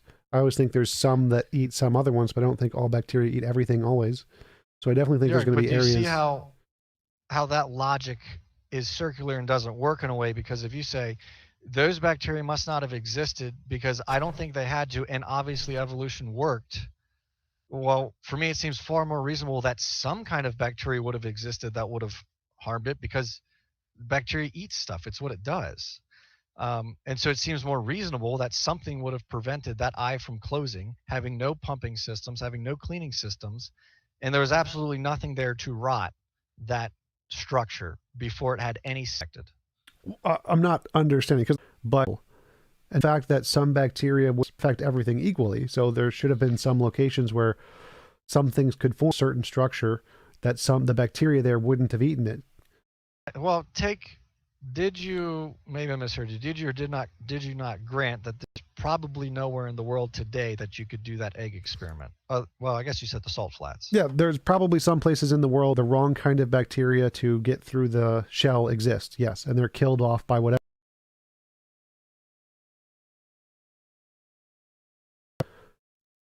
to cater to that kind of material. Yeah, I think operating off of a what if may not get us very far with this. So uh, we may have exhausted that. Overall, would you like to give a closing statement and where people can find you for like sir, your YouTube channel or whatever? I don't have any links to any YouTube channel. I really appreciate the time. It was an honor to be on. I watched some of your material. I've really appreciated your debates. And I like, um, at times you're a contrarian. At times you're, a free thinker and you just tell people what's going on, even if it disagrees with whatever you're saying or whatever they're saying. So I really appreciate the work you're doing. Just to respond. So you don't have to believe that, but I would encourage you to investigate it. Awesome, thanks again. Thanks again for coming on.